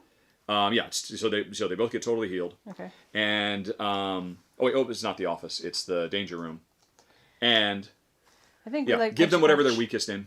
Yeah. So just more punches. Probably need a lot of punches. Who knows? Okay, I'll just sit back and you lovey-doveys over Oh there yes. sort Yeah. things All right. out. So hey, let's go on ahead. Oh, although Mirage isn't gonna. Oh no. Mirage can still help. If one of you had taken Mirage, you can still help me avoid. Although there is no villain. No, there is a villainy here. Okay. So one of you took Mirage. Can we do it from... Oh, yeah. Okay. From anywhere in the world. You just have to be different from me. So one of you took Mirage. Here we go. Let's have Armor go first. Thing. Blue. And we need mostly punch, right? So I'm just going to stick to my punches. But don't you want to switch so you get the... Her power is useless because there's no damage to avoid. Yep. So here we go. All right. What have I got here? 2 punch and 2 punch. Got that, which is garbage. And what do I lose a training token or take 2 damage, which is not great. So 2 punch and 2 punch. Well, I mean that's 2 punch. And I just gotten rid of the. Yep. All right. So do I just stop and let? No! I remember I had one more. They're in love. That's the whole point. Because they're together. There was one more die I could have rolled that was from the available. Let's say I'd rolled another red. Okay. And it'd been a. You don't have the +1 guy, do you? No, I don't. No, that's what she gives to other people. She will be able to give that to Shadowcat, the +1. So I could. You can't. Well, I mean, you can reroll. I could reroll both. Why not? Yeah, I mean, I got 2 rerolls. Might as well. All right, and that's a 2 and a 2, which is not what I need. And I got the 3, but I don't have the power. So that's it. She just took out the Sentinel. Wait. Oh, no, your armor, right? Yeah. Are you doing armor? Yeah. Okay. Right, so it took out that. And now Kitty has 7 dice to do this and hopefully finish what we're doing. Right, so she will take Armor's ability and to give her more punch and more yellow because she doesn't need her teamwork right now. Yeah. So she takes 2 yellows, 3 reds, 1 blue, and 1 more die because they're in love. Okay. What, you think another yellow or another... Well, you need more yellows. Yeah, I guess so. All right, so here we go. Alrighty, and what did we need? I forgot. We needed a power. You got that. Well, remember, she gets +1 to any result, so she could finish that with the 2. Oh, okay. So she finished that. And she needs a power. Right, so let's just re-roll. And there's no... the Sentinel's gone, so there's no reason not to re-roll everything. Okay. And there we go. Boom, done. Finished. Good job, girls. We're in love. I don't know if that happened in the comics. Righty, so 1 hero gets a mutant. So we got another mutant. It's Pixie, right? You can take Pixie. And now, with that, we have finished every region of the world, right? Because we already did Africa and... Yep, we've been to every region. This immediately flips. And we are now, folks, going to Asteroid M. Okay, so flip this card. And that means all of this is gone. The world doesn't matter. Because we're out in the asteroids. Xavier's mansion doesn't matter. All that matters is the characters, and we have to win on Asteroid M. So we get all the stuff we had set aside, and this is the first card, the third card, the second card, and the fourth card. No. Where's the fourth card? First, second, third. Oh, was I supposed to... Right. This is attack. Or no, this is... Success. Place. Oh, no, we don't do this yet. Darn it. I jumped the gun. This is the thing we have to do. This is another thing we have to beat. Okay. We're still in the normal state, and then we go to the final showdown. I was too excited to go to the showdown, folks. So sorry. The office comes back. The regions come back. Hee hee. Ho ho ho. Sorry. We still got one more to go. But we don't have to flip any of those over, right? We do. We always have to flip one, unfortunately. Ah. In a four-player game. So, okay. So we've done all that. We finished that. This is here. So, threat did rise 1. We're still in yellow, so that goes away. A new one comes out.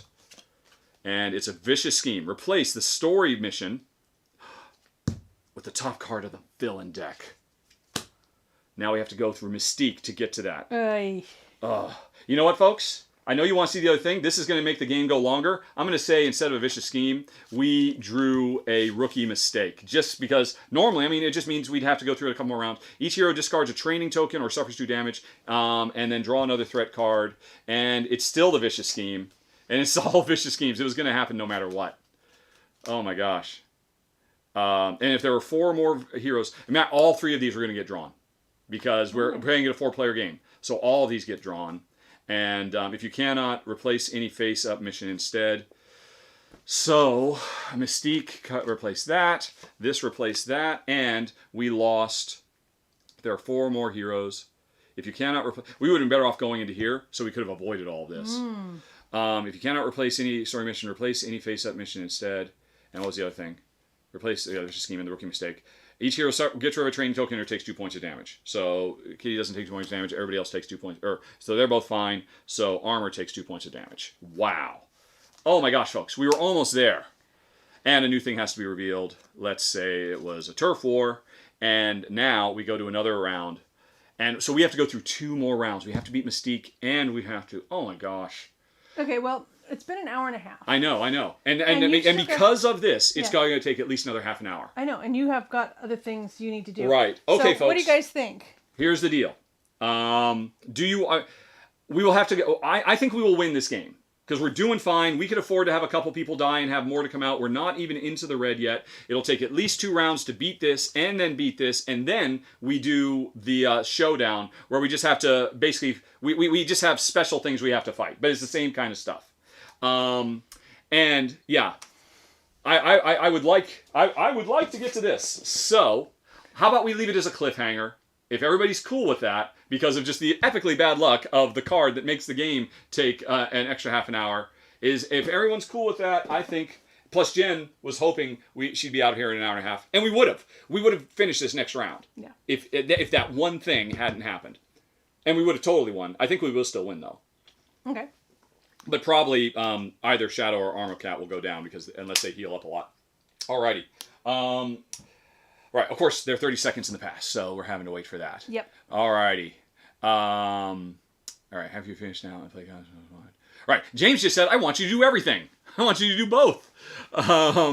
No, James. Right, okay. That of 3, that's 2 that were cool with it. So, hey, folks.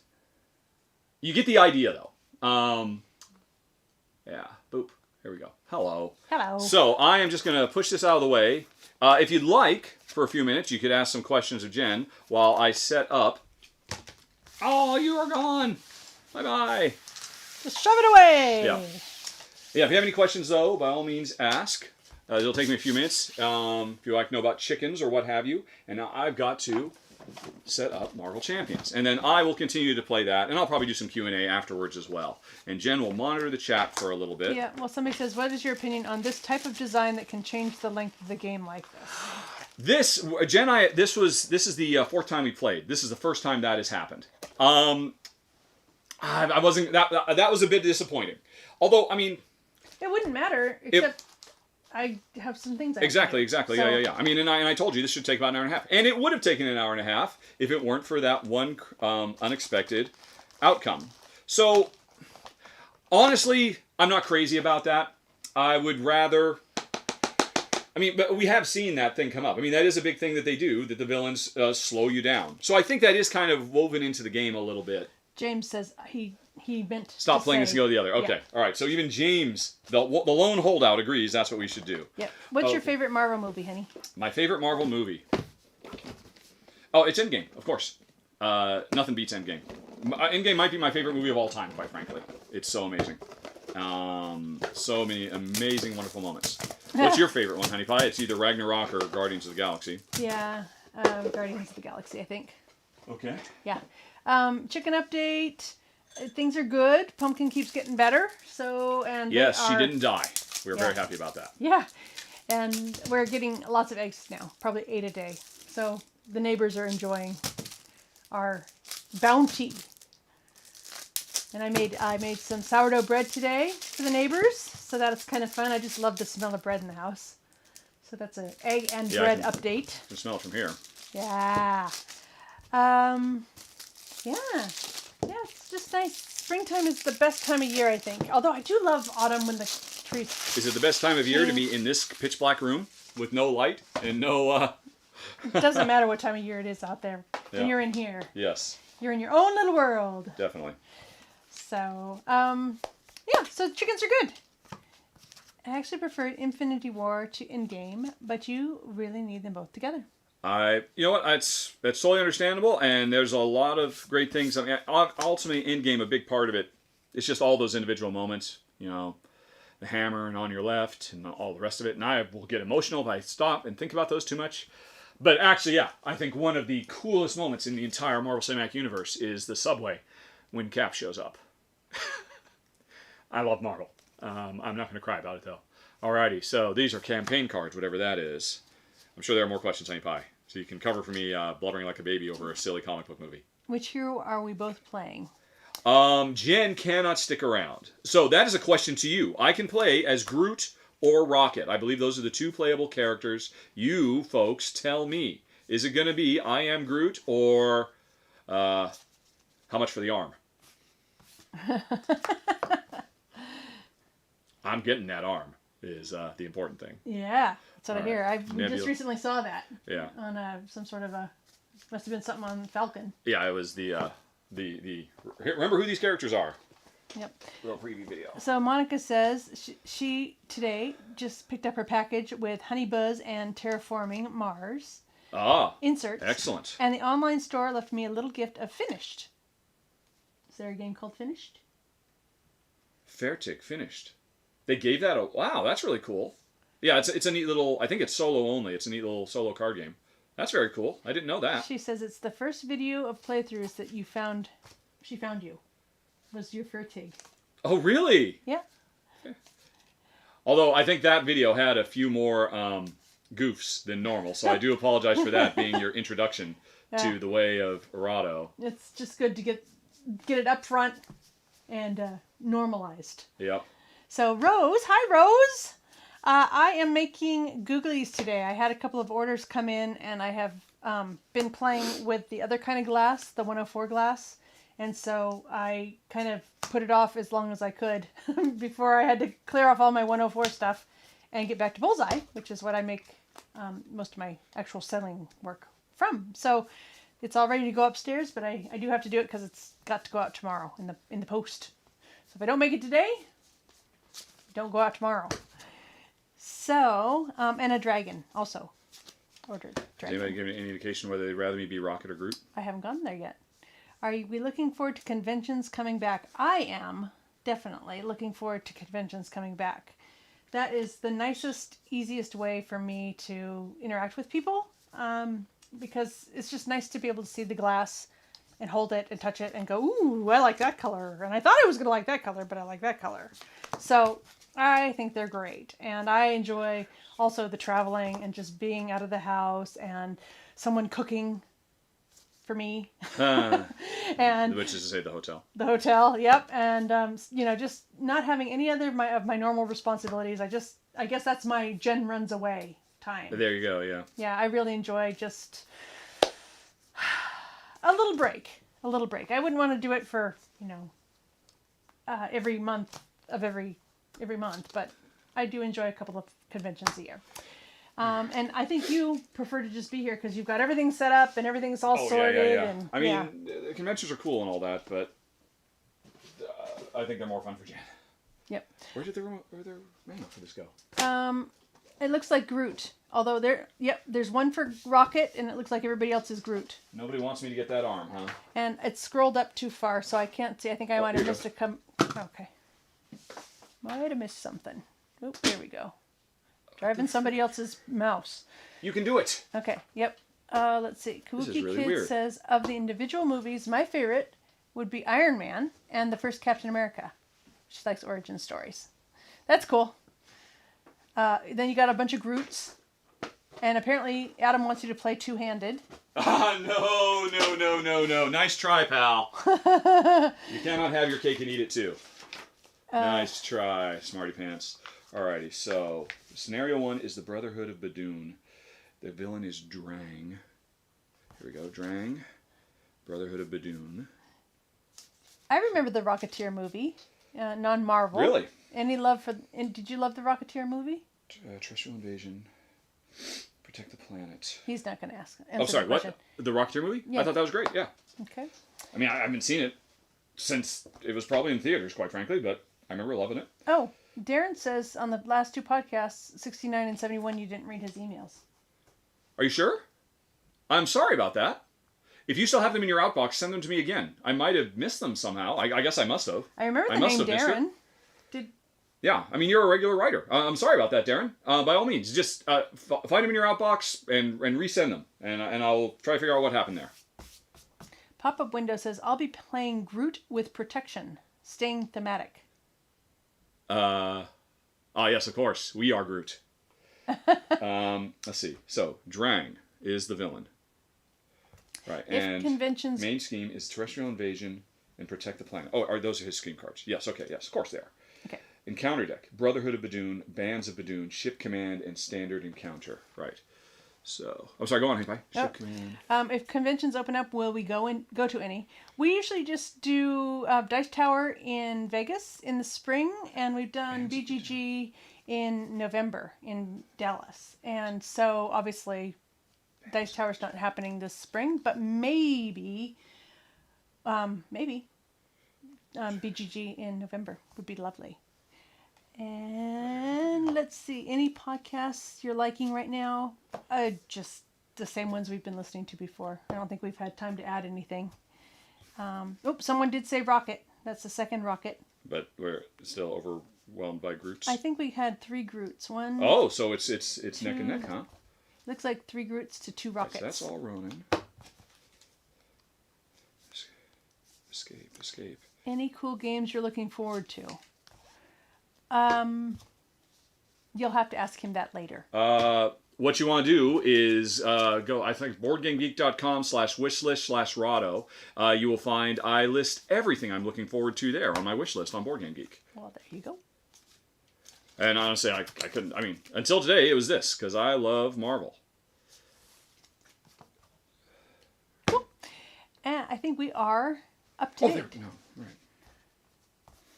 All right, so I need the standard deck as well. Just a few more questions, folks. Can't find, oh no, are they, no. Oh, there we go. All right, so... This is the Rahdo behind the scenes stuff that you never Yes, get to normally see. Obviously this would have all been done ahead of time. But like I said, it really just showed up. And I wasn't even sure if you guys would hit 100. And then you did like... instantly. Without like breaking a sweat. Yeah, that was awesome. very cool. But like, Alright, so there's Drang. So here, alright, so it gets these. So I've got the Brotherhood of Badoon. I've got the Ship Command. I've got the Standard. And it says I'm supposed to put Band of Badoon in. Oh, no. I've got the Band of Badoon, which are the bad guys following him. Oh, wait, no, here they are. They're right here. Cool. All right, cool. All right, so I've got that. And then, right, so not using you. And so what was the final? Was it Groot or Rocket? Somebody voted Groot. So now we're 4-2. 4-2? Yep, Groot. Then we will be Groot. All right. So if someone wants Star-Lord, of course. Star-Lord is not available yet, I don't believe. Come on, man. Star-Lord. The first event of the year that I usually attend is already canceled. Oh, damn it. Well, honestly, President Biden is saying that there should be enough vaccines for everybody by May, all the adults. And so I think certainly by the autumn, we should all have, cycled through all that and be back to a more normal situation. The Groot cards. Protection cards. What color socks? White. Boring white. He doesn't have any fun socks. Yeah, it's really too bad I don't have any socks on either. I have my big, fluffy, new slippers, though. Look at these Hummers. And obligation goes into the bad guy deck. Super comfy. Nice and warm and toasty. And then the bad things. Got those for my birthday. All right. Let's see, but no socks. Let's see. All of your cards and baggies. Are all of your cards and baggies? Yeah, all those ones down there are in baggies. Not exactly. What I do is, I just have, this is a single sleeve. It's a big, fat, thick sleeve that can put all of Thor's cards. So if I want Thor, I just say, oh, here's all of Thor. And then I do other stuff to, make it. And, and the same thing for, in this one sleeve, here's all of, is this Ultron? Yeah, here's all of Ultron. So I can just pull them out that way really quick. But I don't sleeve cards at all. Not a fan. Yep. All right. Well, now, Kabuki Kid has said Rocket. I'm not sure Uh-oh. if she voted earlier about that. I'd have to go back. But anyway, there might now be 4-3. What, in favor of Rocket? No, still Groot. Oh, it's still Groot? Well, Groot took the early lead. If he's still holding on. And I'm in the process of shuffling Groot's deck, so there's that also. So that's something to bear in mind. Yep. What temperature is your thermostat? Right now, we keep the house at 67 degrees during the day. Might be a little bit chilly for some people. I get cold very easily. I am menopausal, so one more shuffle. he can put a sweater on. I can't take It's true. more off than I can take And off. I do pretty much wear a sweater all day, or a hoodie, and all the rest of that. All right, so here's Drang 1 and 2. We're not going to play with Drang 3. It says these are his 2 things that are starting. Right. So his main scheme is Monica. terrestrial invasion and protect the planet. So he's got 2 schemes going at once. If you're talking about the blood clots that they thought maybe the AstraZeneca, I think, vaccine might have, that has now been proven a moot point. So maybe check back into that. Hopefully you guys can get going on a faster vaccine program again. Let's see. Germany's doing good, it says. Want to see Gamora. No, Gamora did not show up today, I'm afraid. Asian-looking game in the shelf. That is 4 Towers. I believe that's the title of it. 4 Gardens. 4 Gardens. 4 Gardens. Yes. 4 Gardens. 4 Gardens. We're trying to make gardens by rotating the towers, but there's only 1 tower, not 4 towers. Oh, is it that one where, depending on which way the tower's looking? The tower, yeah. Yeah, cool. Yeah. See? Something you can hang your You hat did. on. Good job, Levi. Okay, let's see. All right, so... Oh, another vote for Groot. All right, it's Groot. I don't know if people are just voting more because I'm not necessarily looking at people's names, but you can Are you totally... just drawn to Groot? Groot. All right, so... Good job keeping him occupado, honey pie. No wonder you need slippers. Oh, yes. Might be chilly unless it's in Celsius. Good gracious. No, 67 Celsius, we would be melting. Thermostat to 70. And, oh, your boyfriend often wants it warmer. That's interesting, because usually men are more warm-blooded than women are, I think, in general. Like I said, I want it warmer, too. I think you always make it very cold. But that wouldn't have been the case in our earlier lives together. You think? Yeah, I think. I believe you. Yep. See this cool little thing? This is how I wipe up all the white specks before I start filming. You guys are getting to see all the behind-the-scenes tricks. So they can say, nice, inky black of space. All right. Oh, whoops. What are you doing in here? Oh, what? Hmm? Ship command. I was supposed to put ship command in here, wasn't I? I don't know. Was not Ship paying command. a bit of attention. Yeah, you said put the ship command deck in the encounter deck, and ship command has a player card in it. That's weird. How does... Huh? Encounter deck. Brotherhood of Badoon, Band of Badoon, Ship Command, and Standard Encounter. So there's a Standard. There's a Band of Badoon. There's Ship Command. I might have to look at... What is this? And there's, by the way, there's a comic book, folks. We'll be able to see that soon. Right, units in the market, expert campaign. Oh, we're not doing that. We're not worried about that right now. Villainous victory, new mode of play, amplify, important keywords. All right, if there are any experts who... Milano goes to first player. It does? That's what Alex says. Yeah. I mean, it must, because it can't be in here. It does say permanent. During setup, the first player controls the Milano. Okay, so... Well done, Alex. Yeah, but well done. But the rest of the command stuff goes in here? Let me find another command card. This is all new to me. Monica, he is not a big sleever. He does not like sleeves. Right, blind slide, treachery. Nope, okay, yeah. So get away from it. We are on the Milano. That's just odd. Thank you, whoever pointed out that must have been the thing. That's Alex Kaiser. Alex Kaiser, you'd bomb. Alrighty, so we have got... Right, that's my Groot obligations. And, right, so Drang has 13 hit points, because I'm playing by myself, all by myself. No, you're not. You're playing with all them. Yeah, that's true. That is true. All right. Let's see. 13, and right. So, protect the planet. Here we go, folks. The Badoon have punctured through Earth's defenses. Beat them back before it's too late. When revealed, resolve the Badoon ship's charge-up ability. Where's the Badoon ship? I have to worry about that. All right, well, let's maybe look at this first. Okay. Content. Drang. All right, Honey Pie, I think you're good. Okay. Thank you, Honey Pie. Yep. And I'm sure the audience thanks you too. Have fun, everybody. All right, so I've put all that stuff in this. The ship command goes into the bad guy deck. Put the Badoon ship environment and the Milano support. Okay, so it did say right there. I just had to look a little bit longer. All right, so the Badoon ship environment must be in here somewhere. Bombardment. Badoon ship environment. Environment sideways cards. I forget. Badoon Shadow of the Past. Spatial positioning. Oh, Jen left just... Is it... all right, hold on a second.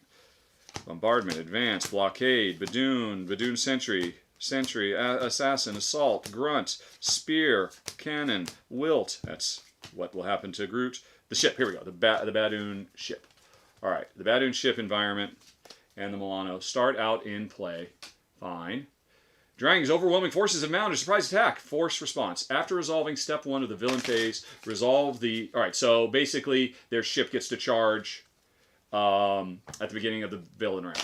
And the first player action exhausts... And I can exhaust the Milano to remove 3 threat from this scheme specifically. So we have a space battle going on. All right. And let's see. This starts with 2 on it. Because I'm by myself, and it wants to get up to 8. All right, and meanwhile, protect the planet, a main scheme. Resolve the Badoon ship's charge up ability. Got to do this right now. Special, place 1 barrage counter here. Hi, I'll be a barrage counter. Then, if there are 4 or more barrage counters, deal 2 indirect damage to each player and remove all the barrage. So they're building up for a big super shot. All right. So, when revealed, all right, and that was it, right? Okay, and then force response. After resolving one of the villains, step 1 of the villain's phase. All right, so this is... Oh my gosh, do they charge up twice? No, what am I talking about? These are not... I do one and then the other. Oh, sorry, folks, I'm kind of panicking here. I'm panicking. All right, so we're 1A, put the ship and the Milano into play, then terrestrial invasion, then later on we protect the planet. Derf. Okay, I have played this game before, I promise. So it starts with 2. Force response. After resolving step 1. Right, so it isn't building up yet. All right, it'll build up later. Okay, so there's Drang. Here's his schemes. There's his deck. There's Groot's stuff. Here's Groot. He's got that. Groot starts out as Groot. Good, I'm Groot. Or I'm Groot, because I am Groot. Alrighty, so I start out, I have a hand size of 6. 1, 2, 3, 4, 5, 6. I have 10 hit points. Boom. Boom. Boom. And I've got the Milano. I've got my hand of cards. And, hey, let's have some story time. Oh, boom. Comic books. Alpha Flight Station, Earth's orbit. Commander, we're under attack by the Badoon. We're sustaining heavy fire. Direct. Divert emergency powers to shields. I'm heading out, says Captain Marvel. There's too many of them. Send the distress signal. And who shows up? Alpha Flight, this is Star-Lord. The Guardians of the Galaxy are here to help. We better get paid for this, Quill. I am Groot. Alrighty, and so...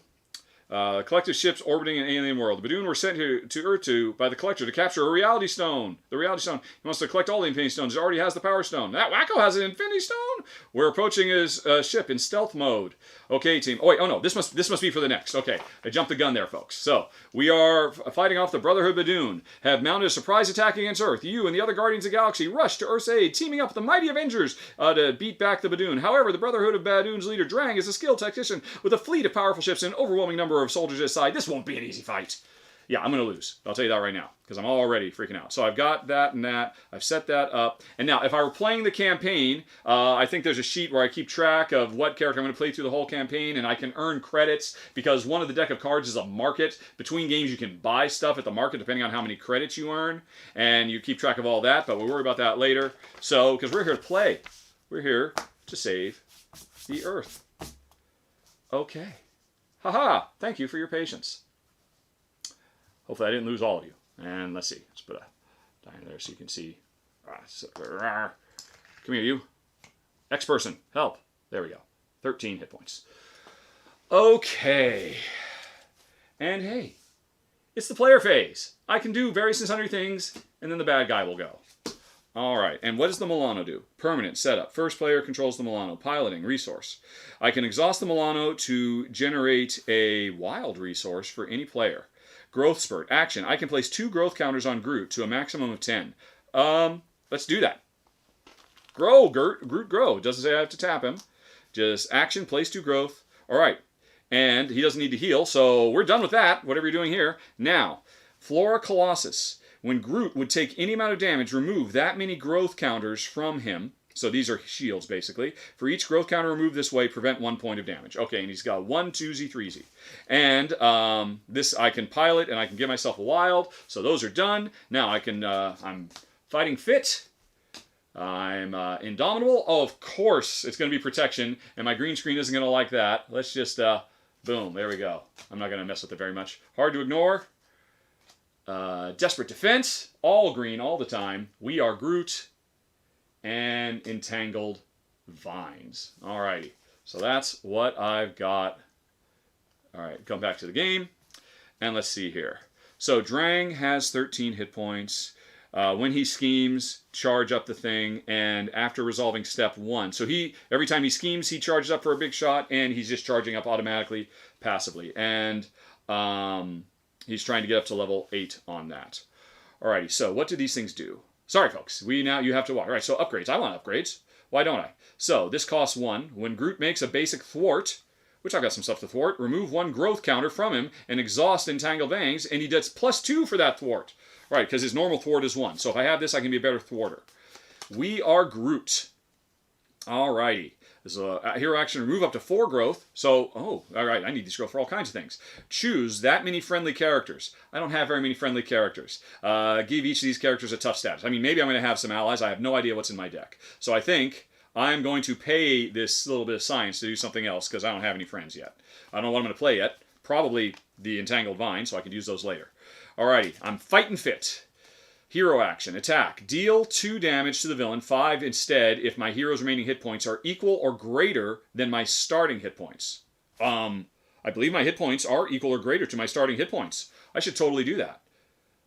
If your hero's remaining hit points are equal or greater than your hero's starting hit points. 5 damage. Yes, let's do that. So I page 1, and I'm going to get rid of Indomitable. 2, be fighting fit. This is a hero attack action. Instead of dealing 2 damage, because I'm 100% healed up, I will deal 5 damage. 1, 2, 3, 4, 5. Oh, Drang. You picked the wrong planet, buddy. Right, let's see. And, all right, thank you, Bah Humbug. I'm very fond of my shirts as well. Okay. Oh, we're up to $126 for supporting the American Justice for American Asians. Thank you, everybody. I'm sorry I missed whoever backed. I really appreciate it. So anyway, I'm reading this right, folks? Deal 2 damage, 5 damage instead if my remaining hit points are equal or greater. So if I'm fully healed, prepare yourself, simpletons, I do 5 points of damage. Fine. Let's totally do that. And let's see. Now, I could discard one of these to play the other. Desperate defense. Win. Right, so this is I have to hold it. It's an interrupt. When I would defend against an attack, I get +2 defense. What is my defense? My defense is already 3. If I take no damage... Oh, nice. Nicety nice. Okay, do I really want to do this? Hard to ignore. After my hero defends against an attack and takes no damage, exhaust... Oh, these would be great together. Exhaust hard to ignore to remove 1 threat from the main scheme. I've already got the Entangling Vines to... the Entangling Vines. So I think I'm going to keep this to prepare for this, which means I'm going to block whatever damage he's got coming my way. Okay, my first round is over. The heroes are done. No, but also, hey, how about I attack? I could thwart, but it'd only be 1, so I'm going to attack and do 2 more. Bippity bop. And that's a good strong start from Groot, untapping everything. I had a resource from the Milano. So what did I not have to discard? I didn't have to... Okay, I will have kept Indomitable, because it seems like those 2 things were going to work well together. Well, I've kept one of them, because one of them I could have gotten that instead of discarding a card to play a card. So there we go. I'm untapping now, and it is now the villain's turn. And first of all, threat. Threatity threat. Threat rises by 2 times the number of players. So threat has just doubled. I might want to entangle that with some vines later on. And after resolving step 1 of the villain phase, resolve the Badoon's charge up. Place 1 barrage. Right, and once there are 4 barrages, he will do 2 points of damage to each player and charge up again. And then, right, if he's going to scheme. He's not going to scheme because I'm going to attack. So that's done. Now, he wants to fight me. He is hitting me for 2 plus whatever this is. I will block because I'll be able to unblock afterwards. So, it is going to be 2 plus 4. Drat. Okay, so that's 4 points of damage coming my way and nothing else. These are just a couple of bonuses. Fine, fine, fine. So 4 damage is coming my way, and I do have a desperate... All right, so to interrupt that, when my hero defends against an attack, I get +2. It costs me 1 to do this. Hey, I'll just use the Milano and get that, so I'll keep all these cards. I'll use a desperate defense with the power of the Milano to get +2 defense, and that means I took no damage, and because I took no damage, I untap, so I'll be able to fight. Ha-ha, Drang! Sucker! Oh, but one more thing I forgot. At the end of the round, after I untapped everything, I had 3 cards. My hand size was 5. I should have drawn 2 more. Then I did all the business. I used the Milano to power up the desperate defense, so I didn't take any damage. Hooray! And I've still got 4 cards moving into round 2. Oh, wait. Oh, no. That was just him attacking me, and now he's going to try and throw stuff at me. Let's see what he's got. A Badoon Warlord. Alrighty. So, it's a schemer and an attacker. Oh, and it's overkill. All right, I don't have any allies, so I guess I don't care. 4 hit points. And, right, so he didn't boost. So, Drang now has a buddy coming at me. Right, over there with your powered up ship and all that. Okay, so that was the first round. This is halfway towards a terrestrial invasion. That's not good. And I'm a genius. Groot is a genius, of course. Everybody knows that. Okay, so what have I got here? I'm fighting fit again. I'm fully healed up. Oh, yeah. I'm going to use my genius to pull off some fighting fitness because I'm fully healed. Instead of doing 2 points of damage, I'm going to do 5. 1, 2, 3, 4, 5. And just like that, he is down to 1. Definitely should be played before the boost since it's an interrupt. Oh, should it? Okay, my mistake. Thank you, Andrew. Interrupt, defense. Oh, of course, you're right, because of course I play it at the moment I declare my defense, and I interrupt the act of defending. Yes, it was obviously it was totally my intent to do that. It was my whole thing. So thank you for catching me, sir. We'll get through this together. I will keep an eye on you. Alrighty, so that was fighting fitness. I did a whole bunch more. He's down to 1 hit point. I could just go ahead and finish this. What else do I have? I am indomitable. After my hero defends, discard indomitable to untap. So, and hard to ignore after my hero defends against an attack. So these are after the defense is over, unlike the interrupt before. Take no damage, and if I defend and take no damage, oh, exhaust hard to ignore, remove 1 threat. Okay, so these were in my hands. After I defended, I could have discarded this to play this and gotten rid of 1 threat. Let's say I did that. If I'd actually read my cards, after I defended with the desperate defense, I took none. At which point I chose to discard Indomitable to be able to play up or hard to ignore. Oh wait, no. That's not an event. It's a skill, so I couldn't have done that. So I would like to be hard to ignore. So I'm just going to do that to do that. All right. So in the future, I will have that function. So now I think I will go on ahead and attack again. And that will do 2 more. Boom, boom. Drang's first form is gone. Right, so there we go. We're going on to the second one. When revealed, if Drang's spear is in play, it is not. Give Drang 1 face down boost card. Otherwise, search for Drang's spear, reveal it, and shuffle the encounter deck. I don't think we've seen it so far, so I'm pretty sure. I remember seeing it pretty low down here when I was looking before. Thank you for keeping me honest, everybody. There we go. Drang's spear. Let's see if I missed anything else. No, this is a completely this is a totally new storyline. There's nothing in the rule book about, hey, based on, Red Skull. So this is a totally new storyline where Drang is attacking the Earth and the Guardians have been called in. In the comic book, Captain Marvel should be here too, fighting alongside us, but I'm all by myself. If Jen stayed around, well, no, if she stayed around, she would have been Rocket. All right, so we have Drang's spear. Attached to Drang. Drang gains Stalwart, which I think is a new thing. He cannot be stunned or confused while he has his spear, and I have to spend 2 punchy and a science to discard that. So we cannot stun him or confuse him while he's rocking that spear. All right, and I believe I have played everything now, although if I want, I could go on ahead and switch back over so I could have another growth spurt. Let's go on ahead and do that. Although, I don't necessarily want him to be scheming up a storm. I wonder how many more of those fighting fits I've got, because those are really awesome. But I will go on ahead and switch back so I can have another growth spurt. And now I'm done. untap everything, get back up to a hand size of 6. 1, 2, 3, 4, 5, 6. And let's just make sure everybody is keeping me honest. Alrighty.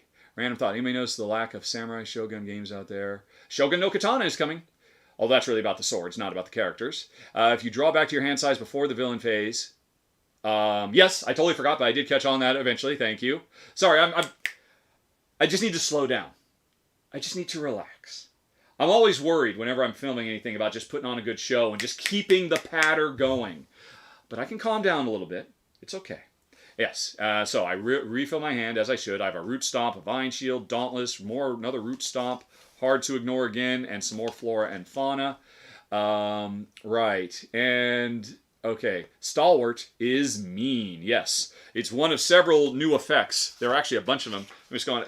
Don't know if we'll see them all. So for folks who would like a sneak peek, look at all of these new effects. There is Hinder, Incite, Patrol, Permanent, Piercing, Ranged, Setup, Stalwart, Team Up. Okay, some of these are from before. I mean, Team, is obviously, yeah, character selection.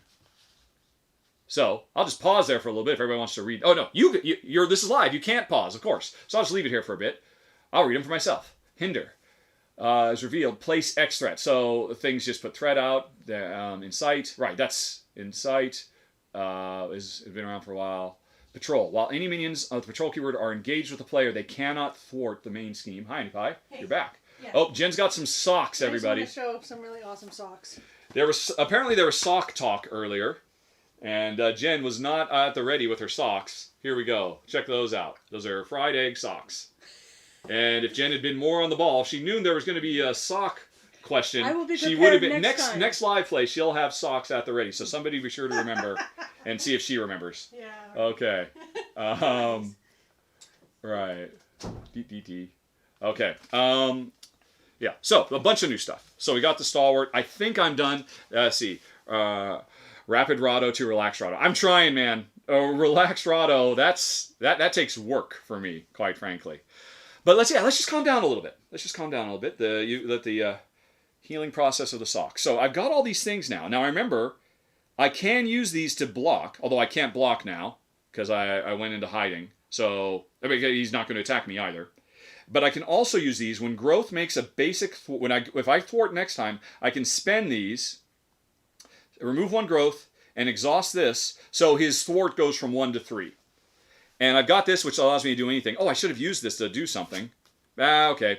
I keep forgetting I have a free resource of my choosing. And I discarded a card to do it, but whatever. We'll say I just would have discarded that card anyway. And after I defend, if I take no damage, and that's the thing, if I defend with this, Groot would take any amount of damage, remove any number of growth counters for each growth counter removed this way, prevent 1 damage. So this is just like, is it after the fact? Right. Yeah, it's after the fact, which means then this combined with this means I can be passively getting rid of that. Which means these are really working at odds with each other. I don't need this because I've got this to do it passively. All right, well, anyway, I've got a bunch. I can do different things with it. So the bad guy is up, and of course he's going to place more threat. He's almost up. He's almost finished his first stage of his terrestrial invasion. Alrighty, and right, and the Badoon ship charge. All right, oh yeah, but it's Drang himself. When revealed, if Drang's spear is in play. Oh yeah, no, that's the second level of him. Oh, was it the first Drang who was making this charge? Force response. After Drang schemes, do the charge. So new Drang with his spear. Force response, no. After he schemes, remove, resolve. Right, so he's still going to keep doing that. So, Drang is up. This doesn't do anything automatically unless he schemes. This is just, I can't block him. This is Warlord gains overkill. All right, this is the first bad guy we're going to have to fight. Okay, so Drang is going to scheme right now, which is not good because it's 2. And after he schemes, he's going to charge. Let's do the charge now. And I took too long. He's going to scheme. I should have paid attention. 2 plus 1 is 3. So the terrestrial invasion is over. Whoever it was that reminded me, I can never remember this. Does the excess carry over to the next one? I can never remember. It'll take me forever to look that up in the rule book again. So if somebody could remind me, because I just hit 9. Should 1 be on Protect the Planet? Right, so Exhaust the mono. Terrestrial invasion. All right, so that was... Oh! This whole time... Oh! Hey! Hold on a second. Remember how I didn't use the Milano before? I'm like, I didn't use it for something? I have a first player action. I can always exhaust the Milano to remove 3 threat. How about I did that? How about I did a little fancy flying and slowed down the invasion? That would have been smart since I was so high. All right, so I'd use this for this instead of getting stuff into play. That was smart. Then I came along. He said I wanted to scheme. And right, so he had 6, that was 9, but now he's down to 3. So that just means he is going to scheme for 1, 2. So we're doing fine, thanks to the Milano, some fancy flying. And we already put his second charge. All right, so that's it. But his buddy is a schemer Bow Beamer 2. So he is right back up to where he started. Good thing the Milano. So we are still holding on. I'm curious if excess threat does not carry over. Thank you, Alex. I don't know why that doesn't say that. I'm sure it does say it someplace. But it didn't matter because I forgot I'm in a spaceship and it will help me. Okay, so we're done. All right, this guy schemed as well. And now it's time for the new event. And the big event is our lieutenant. Alrighty. So this guy's on patrol. While he's engaged, I cannot thwart the main scheme because he's stopping me from thwarting the main scheme. Okay, so that's a problem. No, that's my thwart ability. Remove 1 threat. Hard to ignore is not a thwart ability, but Entangled Vines is a thwart ability. So I need to take this guy down to Chinatown and get him out of the way quick. All right, patrol. While he is engaged with me, so these guys are both on me, I cannot thwart over there. And there are no other events for me to thwart. I can do a little bit by being hard to ignore, but otherwise that's it.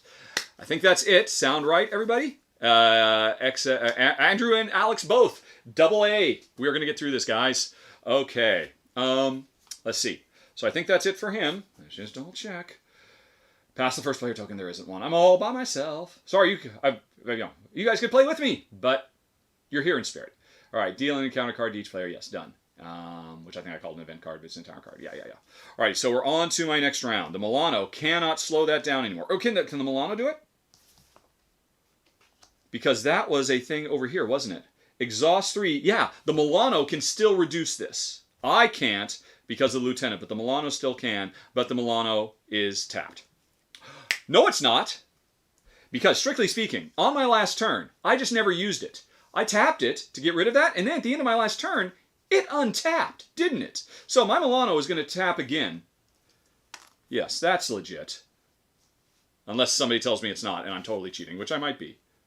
And if so, I apologize. All right, so Milano's gone. I'm all rooted up. And see, so my root stomp. All right, so this is, I need to get back into the heroes. Deal 5 damage to an enemy. If this attack defeats an enemy, place 1 growth counter to Groot. Oh, that's very nice. So I could get another growth counter by taking him out. Alrighty. And growth counters can protect me, or they can power these things, right? If your hero... No, it can protect me, and protecting me powers that. Gotcha. Vine Shield. When Groot defends against an attack, remove 1 growth counter, and exhaust Vine Shield. Groot gets +3 defense. Wow, so this is all about just having super defenses, so my hard to ignore will constantly handle this without me ever having to thwart. All right, and it's pretty cheap. Can't use the Milano to get it out. Dauntless. Play under any player's control, I only have 1, while your hero's remaining hit points are equal to or greater than your starting point. I have not taken any damage yet. My hero gets Retaliate. Oh, that's nice. Vine Shield. Okay, that was the second Vine Shield, I think, right? Root Stomper. Oh, no, I already looked at the Vine Shield. And Hard to Ignore. I've got a second Hard to Ignore. Wow. All right, after your hero defends against an attack, take no damage.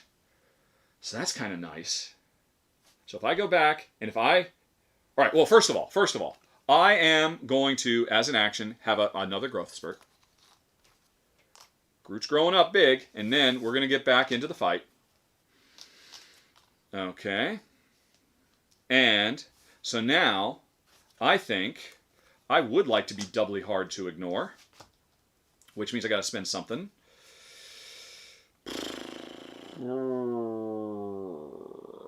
I don't think I care about Retaliate that much. That'd be something really easy for me to forget if I had Retaliate. So I spent that to have my second hard to ignore. Okay. So, and what's Flora and Fauna? Team Up. Oh, I haven't drawn my rocket yet, so I cannot team up for the old onesie twosie flora and fauna, screaming and shouting. Place 2 growth counters to Groot to maximum 10 and ready him, or place 2 charge counters on a Rocket Raccoon upgrade. So Rocket also charges, but no doubt for offense instead of defense. That makes perfect sense. Okay, so I don't know when I'm going to see Rocket, so I'm going to discard. No, I discarded Dauntless to play Hard to Ignore. Do I want a shield? I'm going to discard that, so I've got a shield. So I've got all kinds of defenses now. Let's put the Milano over here. So there I am on the ship.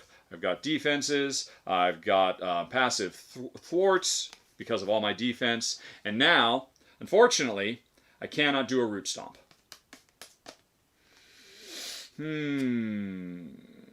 Maybe instead then, although I would like to do a root stomp. I would very much like to do a root stomp and do 5 points of damage. All right. You know what? 1 Hard to Ignore is enough then. So, I did not play the Dauntless to put the Hard to Ignore in. Instead, I played the... Okay, I'm going to hold on to this for now. I'm going to play 1 Root Stomp and the Dauntless to have the 2 I need to do a Root Stomp. And I'm going to hold on to this so I can have 2 later on. All right, so that's that. It's a hero attack. Deal 5 damage. If this damage defeats, place a growth counter up to 10. I will go on ahead and... oops, I totally forgot. When he came back out, he has 14. He has 14 hit points. So I could go for the bad guy, but I won't finish him, and I would like to get another growth counter. So, this maybe isn't the wisest move. I could just take this guy out immediately, and he is going to be scheming. No, I am going to take him out. So, 5 points of damage. He's gone. And because I took him out, I got another growth spurt with the stomp. Stomp! Okay. And I've got nothing to be able to play this. But, finally, I will go on ahead and attack for 2. And I will not worry about this guy because the Milano can do that. So I'm just going to go on ahead and hit the biggie for 2. 1, 2. And now I'm going to check to make sure I have not totally failed. Alrighty. Looks like everything's good so far. Stop my game of Villages of Valerius today. I have the... Oh, you have the Rahdo promo. That is so cool. I love that. I love that art. Alrighty. Okay, cool. It looks like we're all good. So, untap everything. Skippity-dippity flip. Didn't use any of these things. Refill my hand back up to 5. 1. I could discard this if I want to keep it. 2, 3, 4, 5. And we're on to the biggie bad guy turn. And hey, you are going to put 2 over here. Okay, and no scheming for you, sir. So you, right, it's just 2, right? Yep, 2. No scheming for you. Right, you're not going to scheme, so you're not going to be building up for your big shot. Instead, you are going to attack. You are attacking me for 3. And I will... All right, do I get to untap if I... How did I do that before? Right, so if I defend, I can tap this and get +3 defense. So just with this, wow, that's really good. And when I make a basic thwart, which I'm not doing because I can't thwart because of this guy. Right, after the hero defends... Right, oh, so I'm not going to be able to untap, but that's okay. That's okay. I mean, do I have anything to attack with? I've got Vine Spikes, Deft Focus, Strength, and another Hard to Ignore. All right, I kept that one. When Groot makes a basic attack, which I won't be able to do if I defend. All right, when basic attack, remove 1 growth counter from him and exhaust Vine. He gets +2 attack. Okay, so this is another upgrade. Jeez Louise. And what are these Deft Focuses? These are... Exhaust Deft Focus, reduce the resource cost of the next superpower card I play this turn by 1. Okay. Oh, and this sticks around. Oh, nice. Okay, that's pretty cool. That's pretty cool. So that means I'd be able to get out Deft Spikes for free. But I will not be attacking. And I've set myself up to be the super defender. But then I have no way to attack. Because I didn't get any, and I got rid of my other Root Stomp, which I am now regretting. I should have kept the Root Stomp and gotten rid of the other Hard to Ignore. I totally should have done that.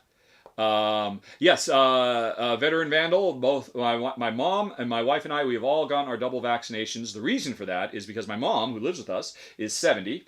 And in Washington State, anybody who is is providing care for an elder and is over the age of 50 was eligible as well. This was the case a month ago. I don't know what the case is now, but because we are care providers for my mom and both Jen and I are 50 plus, we got vaccinated also. Alrighty. Let's see here. Oh, what the heck. Let's just go on ahead and defend. All right, so he's got 3 coming at me, plus whatever this is. I will go on ahead and defend. And it was, when revealed, the villain schemes. Oh, you snazzy so-and-so. So he's going to scheme anyway, which is 2. Drat. And because he's scheming, he's getting ready to shoot his big spaceship gun. And so he's only hitting me for 3. My defense is 3. I don't have to spend any of these. All right. But after your hero defends against an attack and takes no damage, exhaust hard to ignore, remove 1 threat from the main scheme. No, I just have to... Right. So I did get rid of 1 threat by being hard to ignore. But I'm not going to be able to attack now. I didn't have to use my shield because he didn't actually hit me very hard. And when Groom makes a basic thwart, I'm not doing that. Okay, so that was it for him. He attacked, and I totally brushed it off. So I'm still at full health. I have not taken any damage yet. And now the lieutenant is going to attack me for 2. I can't block anymore. So, do any of these things help me? Or these are still... I can only defend from 1 attack, can't I? Yep. So I am going to take 2 points of damage. Drat. Doot. All right, no, can I? When Groot would take any damage... No. Hold on a second. When Groot would take any damage, remove that many growth counters. I'm about to take 2? No, I'm not. I grew up like a big Groot. For each growth removed, repent. So I still have not taken any damage thanks to, I'm tanking. I am a super Groot turtle today. Alrighty. So that was that. His lieutenant has gone. And now he's going to make a new encounter happen, which is spatial positioning. First player action. So this is interesting. This is a thing for me. Exhaust the Milano, remove 3 threat from the scheme. I already have that. That's the Milano itself. Exhaust the Milano. Or no, it's on this. Oh, okay. When I go to the next one, I bet the Milano can't help, but spatial positioning means it'll still happen. So, but this happens. What is this? It's an amplify icon. The amplify icon increases the number of boost icons on boost cards. When a boost card is turned face up during an enemy activation, add 1 additional boost icon. Wow. Okay, so he is boosted, but I will be able, even after this is done, I will be able to continue to use the Milano to protect the planet. I'll be able to protect the planet using the Milano because I'll be able to use spatial positioning, but the spatial positioning is working for him as well. At least that's the way it looks at the moment. Okay. So I think that was it. That was the encounter. We have some spatial positioning. Shouldn't have schemed. Why not? Shouldn't have schemed yet. The reason when revealed? This is only revealed as an encounter? This is not revealed as a boost? Okay. I believe you. I've been making the game harder for myself for quite a while. Then, to heck with your scheming, you schemerson. All right. Which, and actually, to that point, I actually blew it because when he schemed, I should have drawn another card, and I didn't anyway. So, okay, we're still totally under account. Andrew, you just have to follow me around everywhere we go from now on. Yeah, of course. And of course you're right. I mean, there's just nothing here. I should have ignored this. But, I mean, to me, it felt like, revealed includes when you're... But if you're saying revealed is only when it's revealed as an encounter, then I believe you, sir. And I think you are the best. Okay, then. We are done with that round. We are moving on to the next round. I cannot attack. I have all the defenses in the universe. Right. So, I could get ready for stuff. And I could... All right, so... All right, let's go on ahead and have some death focus. Let's get rid of a death focus to have a death focus. That may not be the smartest thing, but it's just nice and simple. And there's an elegance to it. Let's put my draw pile off to the side. So all this stuff I've got. All right, there we go. All right, so I've got death focus. I can exhaust death focus to reduce the resource cost of the next superpower I play by 1, which was going to be my other hard to ignore. So now I've got 2 hard to ignores, and this was free. So now, when I block and don't take any and I take no damage, I thwart twice, which is why I do not have to worry about the lieutenant preventing me from thwarting. Okay, now I've got strength. Oh, I would like to use strength for something else, but I can't. Right, this upgrade, another vine spikes. Or no, oh, okay, yeah, what the heck? Well, oh, I would rather save this strength for something, because it's overkill for this. I could use the Milano to put this into play and keep this, but then I can't, so no, I'm not going to do that. I am going to overpay, so now I've got all the Vine stuff. It will help me with basic attacks and basic defense, and my hand is empty, and since Groot can't do anything else, I think he will go back home so that he can have another growth spurt. And by the way, it says I can have up to 10. So he's going to get a big boy Groot once more. But that means I can't defend. But it doesn't matter, I'm not going to defend because he's going to be scheming now. Which means he is going to shoot me. But then my growth spurt will protect me from that. Okay, and before I'm done, the Milano will tap because first player exhausts the Milano to remove 3 shots. So I did some more space shooty stuff to keep the invasion at bay. Yay! Untap everything. Right, there we go. I think so. Alrighty. And draw 6 cards. 1, 2, 3, 4, 5, 6. Okay, and Drang is up. Drang says, hey, let's go on ahead and continue to work on this business. And then Drang says, I'd like to scheme, which means he is scheming for 2 plus, oh, ouch, 4. All right. Oh, but wait. 5. Oh, dear. So he is scheming for 5, which did it. It put it over the top anyway. Okay, so we had a hull breach, which allowed us to enough to. So it went over the top. The terrestrial invasion is over. We hit 8. All right, so this is gone, and the Badoons have punched through the Earth's defenses, beat them back before it's too late. When revealed, resolve a charge, which means we get hit with a. I'm running out of these little tokens.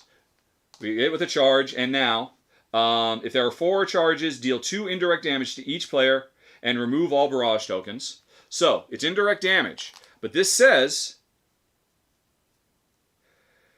I don't get to avoid damage because I'm not. Okay, well, I took 2 damage. All right, say la vie. It's fine. It's fine. Dang it! Oh, that was dumb. Okay, it's fine. I've undone enough dumb things. I'll live with that. So anyway, so that was that, and now we are on to our last stand of protecting the planet. All right, after resolving step 1 of the villain's phase, charge the Badoon. So it's going to start charging faster to shoot at me more often, and I can exhaust them alone, remove 3 threat from the scheme, or deal 3 damage to a minion. Oh, because I'm shooting at the ground. Well, then wait a minute. What is this spatial positioning for? Remove 3 threat. Oh, it's from this scheme. Derf. All right, yeah, this had 3. I have to use the Milano to get rid of that. Oh, well. I didn't read the small text. All right, I will worry about that later. This went over the top. I should have done that, which wouldn't have stopped. All right, it's okay. All righty, so I can still exhaust the Milano to stop this from building. This starts out with 4, so it's already feeling pretty good. And it's already halfway there. Wow. All right, so I can shoot at bad guys, or I can keep this under control with the Milano. And so that was him scheming. Oh dear, folks. Things have just suddenly gone completely haywire because I can't read, and I was a fool. But, and now after all that, from his scheme, he starts powering up the ship once again. And then his buddy schemes, and that buddy is going to kill me. Oh my gosh. And now we have an encounter. Alrighty, an assassin. Alrighty, after assassin engages, it attacks with a +2 attack. So I'm now getting attacked for 3. It is activation. All right, okay. So, yikes. Yikes. So I have now just been attacked for 3. And it did attack. So I guess he's going to... No. So I'm going to attack for 3. Do I block? No, I can't. I can't block because I... Oh, no, he doesn't attack. Wait a minute. Andrew, Alex, I'm in my street clothes. If this, all right, it attacks with a 3. He can't attack me, can he? Can he attack me even though I'm in my street Groot? I'm not sure. And okay, what are you saying I did? Oh, you're right. It's It's not a superpower. It's not a superpower. Drat, drat, drat. Okay. Well, then fine. I just didn't play it. And I just didn't use the Death Focus. I will live with my mistake. I did have a superpower at the time, and that's what I thought I was going to use it for. It could be all these wonderful root stomps. What was the superpower I had at the time that I thought, oh, it was this. It was this. It was this superpower that I was going to use the Death Focus. So the superpower went that, and whatever I paid for the superpower, so okay, it's fine anyway. Whatever I paid to get the Vine Spikes in play, which I think was my double pay, I got the Hard to Ignore, and then the Death Focus got the Vine Spikes because that was a superpower. Phew. Okay, saved. Although not saved. We're about to lose. Okay. But still, I'm not sure about this. All right, as you said, no, you're okay. So, no attack. He wants to attack me. Too bad, so sad. This is the one good thing that came out of me going and hiding, was that freebie attack did not happen. Okay, we are done. We are back up. This is where we turn it all around. So, do I use the Milano and 3 points to take this out so I can thwart normally? Because I can throw a lot into thwarting, or do I just use the Milano to keep that under control? What have I got here? I am Dauntless. I never played the other Dauntless. While your hero's remaining hit points are equal to... Okay, I'm no longer there, so I don't think I care about that. It's Rocket! Oh, I got to get Rocket into play. I have to get Rocket into play. That must be done. Even though I got rid of the card that was the team up, I must get Rocket. All right, only if you're right. When Rocket attacks a minion, he gets +3 attack for that attack. So he'd hit this guy for 4, and then the Milano could finish it. So then I could just start thwarting this. And then and the attack gains overkill. But, all right, so if I hit this guy first... then a little bit will go towards Drang. That's cool. I am Groot. Hey, here's an attack superpower. Deal damage to an enemy equal to the number of growth. Oh my goodness. Yeah. I am Groot. This is a superpower. My Death Focus gives me one of the 2 I need. And I don't think I care about the Dauntless. So there's the 2. And I'm doing 1, 2, 3, 4, 5, 6, 7. Oh, wait. This is a hero. Before I'm doing that... I'm still in my street clothes. I'm going to put 2 more on here. I'm going to have another growth spurt. 1, 2, 3, 4, 5, 6, 7, 8, 9. It's just actually... And then I'm going to put... now I'm going to become a superhero again. And then I am Groot. Here comes 9 points of damage. And I don't have to spend them, right? Equal to the number of growth counters on Groot. So, 1, 2, 3, 4, 5, 6, 7, 8, 9. Oh no! Drang, what happened? I am Groot. Okay, that was pretty cool. That was happy days. And in fact, 2 attack, and I can just go ahead and finish this now, right? Because I have the Vine Spikes. When Groot makes a basic attack, remove 1 growth. All right, I'm going to make a basic attack for 2. I'm going to remove 1 growth, and that gives me +2 attack, so that means I'm hitting for 5. And that means I'm hitting for 4, and Drang is no more. I believe that is correct. Phew! Alrighty. Well, there you go, folks. I have saved the planet. And in spite of my own stupidity, thanks very much to the minion's no attack. The minion doesn't attack. Oh, you're still referring to the earlier thing. Thank you, Pablo. So I think I just finished that. I think I won, with maybe only a little bit of cheating here and there. Oh, the Milano, what the heck? Let's just go on ahead and end insult to injury and shoot at that guy. Pow, pow, pow! Just because I can. Strafing run, and gave that guy the business too. Okay, so, boom. I am Groot, plus all that stuff I built up. I didn't even know that was coming. I knew nothing about Groot. And sorry, Rocket, no time to get you into play. Oh, sure, let's get you into play. Let's just discard 1, 2... Or no. Yeah, let's discard my other I am Groot. Oh, this is funny.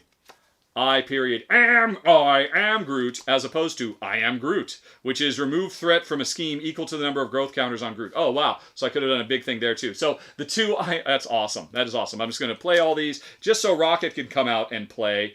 And, right, so the Milano did 3, and then Rocket, when he attacks a minion, he gets +3 attack, so that's 4. So, he has overkill, so we put Drang even further into the dirt. Yeah. Okay. And, yeah, there we go. Now, the game has a campaign mode, which I didn't really look at. All right, campaign mode rules. There's a log, which I think this is basically what they did in, so you can keep track if you want to of all your stuff, or I'm sure you can print this out, or you will be able to print it out soon. But there's the units and market. Between scenarios, players can spend units recorded in their campaign log to go for the market deck and buy things. Choose a card with a unit cost equal or less than 3 unspent units. Subtract, right, so buy things. This is a description of how commerce works. Write what you've written down in your log. You can buy as many things as you want. Cards add to the deck this way. So, let's see how that works, because... hold on, we had our big opening splash page. Now we move on to the next story beat, by the way. Collector's ship orbiting an alien world. The Badoon were sent to Earth by the collector to capture Reality Stone. He wants to collect all the Infinity Stones. He has a Power Stone. He has an Infinity Stone. We're approaching in stealth now. Okay, team, here's the plan. We get the stone out. Get out before anybody knows we're here. I am Groot. And, right, new plan. Fight our way out. And so that would be the next mission. But before that happened, victory. Record units for each player's respective unspent units box. 1 unit per player, so I've got $1 to spend. Record a number of units for each player equal to the victory values on encounter cards in the victory display. What is that? All right. Oh, I don't think I have any yet. So I guess I get some kind of passive victory if I've got trophies or whatever. 1 unit for each player if there's no minions in play, which Rocket did take out, so currently I'm sitting at 2. If there are no main play, 1 unit for each player if the main scheme is on 1B. No, it's not. We moved on to 2B, so I didn't do it early. So it looks like, and if Badoon Headhunter is in the victory, if I've taken out the Headhunter, who probably chases me around the galaxy, then I get more stuff. And right, so I've got 2, and now here's all these cards that we didn't play with, as you can see. And then here's all of Rocket. So, where are the things I can buy with my, I think, 2 units? Right, that's... those are galactic artifacts. This is expert challenge. This is stuff to put in for expert mode if you're playing through the campaign specifically. So I assume the decks get tougher, but only if game playing. So those are militants. This is menagerie medley. That must be another thing. Space pirates. Campaign. The market. Here is the market. Here is a bunch of stuff I can buy. A bunch of stuff. And let's take a look. And you know what, folks? If you're watching this later, you can just pause. You can pause right now. Even though this is a live play, you could pause and look at the stuff I could buy. All these things cost 1. Remember, I have 2 units I could buy right now to upgrade my deck. Very fitting for Guardians of the Galaxy that we got to get paid to save the Earth. Okay. Oh, now they're getting expensive. Close call. So do I save my money so I can buy In Harm's Way later on? I don't know. Or take the fight to them. Or, armored plating for the Milano, which is named after Alyssa Milano, I'm sure everybody knows. Hyper thrusters and the reactor core. So all kinds of upgrades. Ardent Resolve, Onrush, Safeguard. So $5. And you know what? I think I just wouldn't buy anything. I'd start saving up so I could buy bigger and better stuff instead of just buying a bunch of cheap things. I want a navigation column. I want to totally upgrade my ship up to 7, and then finally tried and true. All right. Okay, so all these things we could buy, and then we would go on to the next mission, which is infiltrate the museum, which makes sense for some of those things I was reading. Though the Badoon were formidable, the team were... you can read that if you want. Okay. Phew. Folks, thank you very much again for supporting what are we up now? Up to $126. That is so fantastic. And, even if you weren't here live, if you're watching this after the fact, you'll notice the donate button is still there. So, if you'd like, go on ahead and do it. Although I'm just so happy that we've been able to make a little bit of a difference today, playing some Mutant Insurrection, as well as... Oh, where'd the box go? I've lost the box. I don't know. I don't know where the box is. As well as the other one. So... we are done. And tell you what, Jen did some great Q&A. If anybody's still here and would have a few questions for me, please, by all means. I will look to make sure I didn't make any more mistakes. I'm sure that felt too easy. I feel like I made some mistakes there. Alrighty. I could show some of the cards on the Rocket deck, please. You bet your bottom dollar, James Cartwright. Would you like to see what Rocket is all about? Rocket Raccoon stepped into the room, only to find Gideon's daughter. Said, Rocky, you met your match. And Rocky said, Doc, it's only a scratch, and I'll be better, Doc, as soon as I am able. And now Rocky Raccoon, he fell back in his room. Oh, no, that's when he finds Gideon's Bible. I've not listened to the White Album, of course, as you can see, in many, many years. So I'm a little bit out of date. So those were the Rocket. And Rocket, of course, is aggression. Oh, we've seen these. We've seen that. We've seen that. I don't think we've seen that, though. I'm looking for trouble. And I think Relentless Assault is new. There were 2 of those. And Follow Through, there are 3 of those. And, oh, who doesn't like 3 hand cannons? And then, of course, Groot and Rocket's version of the flora and fauna. And then some energy, of course, some booster boots, 3 of those. And then, his, obligation stuff. Crisis on Half-World. And, and here's who comes after him. Apparently, another anthropomorphized animal. I really do not know the backstory of the Guardians of the Galaxy if it wasn't in the movie, I have to admit. So there you go. That was some fun. All right. See if any more questions came up during that. Wow. It comes with the storybook. Yep. And so did the Rise of Red Skull. Graphic novels. It's totally a Marvel day. Yep. Marvelous. I agree. I had no idea this was coming in the mail. I'm so excited. Alrighty.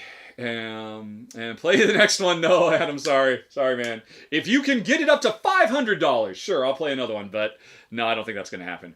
Remember your old camera bag. Okay, so it looks like I am all caught up, and we have been here for 3 hours today, folks. And I hope you had a good time. I certainly did. Sorry we bailed. If this hadn't come, of course, then we would have actually seen X-Men Mutant Insurrection all the way through. But I think you got a pretty good idea of what the game feels like to play. And yeah, I showed how the final showdown comes. The interesting thing about the showdown, oh man, I can't find it amongst all those cards now, is, I mean, they just become areas you can go to. Players can go back and forth and fight, but you have to complete the missions multiple times depending on the number of players. And there's no more threat that's rising or anything. Instead, just every round, all players get hit. And so there's like this constant, it's beating you down. And eventually, the heroes, they will get KO'd. And then there's fewer and fewer. And you're down to only 2 heroes. Oh, can only one of them survive and make it to the end? So it's a very big, dramatic, the equivalent of a video game final boss fight. And I would have liked to show that. And if Guardians hadn't shown up, we would have seen it through. And I'm sure you would have shown that. But I know people earlier were asking about X-Men. How do we like it versus Elder Sign? I think without the expansions, it is superior to base Elder Sign in almost every way. And for folks who say, oh, it's just shallow and there's no decision making, I don't get that at all. If you feel that way, play it on hard. There are a lot of decisions to make about who goes where, who assists who, when to use assists, when not to use assists. It's more than just the gameplay, the drama, the narrative, all those. You saw, we were starting to develop, and, we had a falling out, but then we fell in love, and that made us stronger, but until then, we needed to stay away from each other, so there's lots of really interesting narrative. Never mind the fact that I think the game comes with 6 or 7 actual full narrative campaigns you can play through. So it's a really good game. I like it a lot. My only complaint is, as a 2-player game, everything goes away. The bonds are pretty much meaningless. Only 2 players. I mean, there needs to be 4 characters, because the whole thing of, hey, on a given region, only 3 characters can go to a region, then suddenly, when you're playing with at least 4 players, a 4th player has to go somewhere else, and you're required to split up. If you play a 3-player game, then you could just brute force your way through and get really far by just having everybody always go to 1 card. Now, that's not necessarily guaranteed to be success, because a big part of the strategy of the game is knowing when to split up. When to say, you know what, I can do this one by myself. You guys should go work on other stuff. Because if you're playing at the higher level, you will have the threat meter go off the end of the chart much quicker, and you can't afford to be overly conservative and just put everybody on 1. I think it's a good game. I think it's a good design. Elder Sign, if you get some of the neat expansions that came out, it would be superior. But base game, X-Men wins. Oh, and you know what? I see a lot of people complaining about the fact that it only came with enough stands for the 6 players who might be in game. And oh no, it'll ruin all the cards. Hold on a second. Let's look at that. Let's put that to the test. Alrighty. Let's say I'm just going to put this stand on 2, 3, 4, 5, 6, 7, 8, 9, 10, 11, 12, 13, 14, 15, 16, I'm going to 20, 17, 18, 19, 20. You could play with Phoenix 20 times, and as you can see, just the tiniest bit. And I was being super cautious. And even if there's a little bit of damage, who cares? Because you don't see it. I mean, I saw so many people just really very angry with Fantasy Flight because they're trying to save $50. Because as I understand it, this is a fairly, this is trying to be a mass market game. They're trying to keep the cost down, so they kept the cost down by having fewer of these. And you only need 6. You never need more than 6. It's not going to be a problem. But some people were very angry about that. Very, very angry indeed. So let's see. Did that give you any more time for any more questions? If not, then what's my favorite hero to play in Marvel Champions? That's a good question. Of the starter characters, my favorite was She-Hulk. I mean, what I really like about characters is characters that really play up the other side of their life, the private life of these characters. So that's why I like She-Hulk, because she can be just as effective as a lawyer as she can as a superhero. That's another reason I really love Miss Marvel, because Miss Marvel probably has more devoted to her personal life with her family who can actually help her in various ways. So I love that too.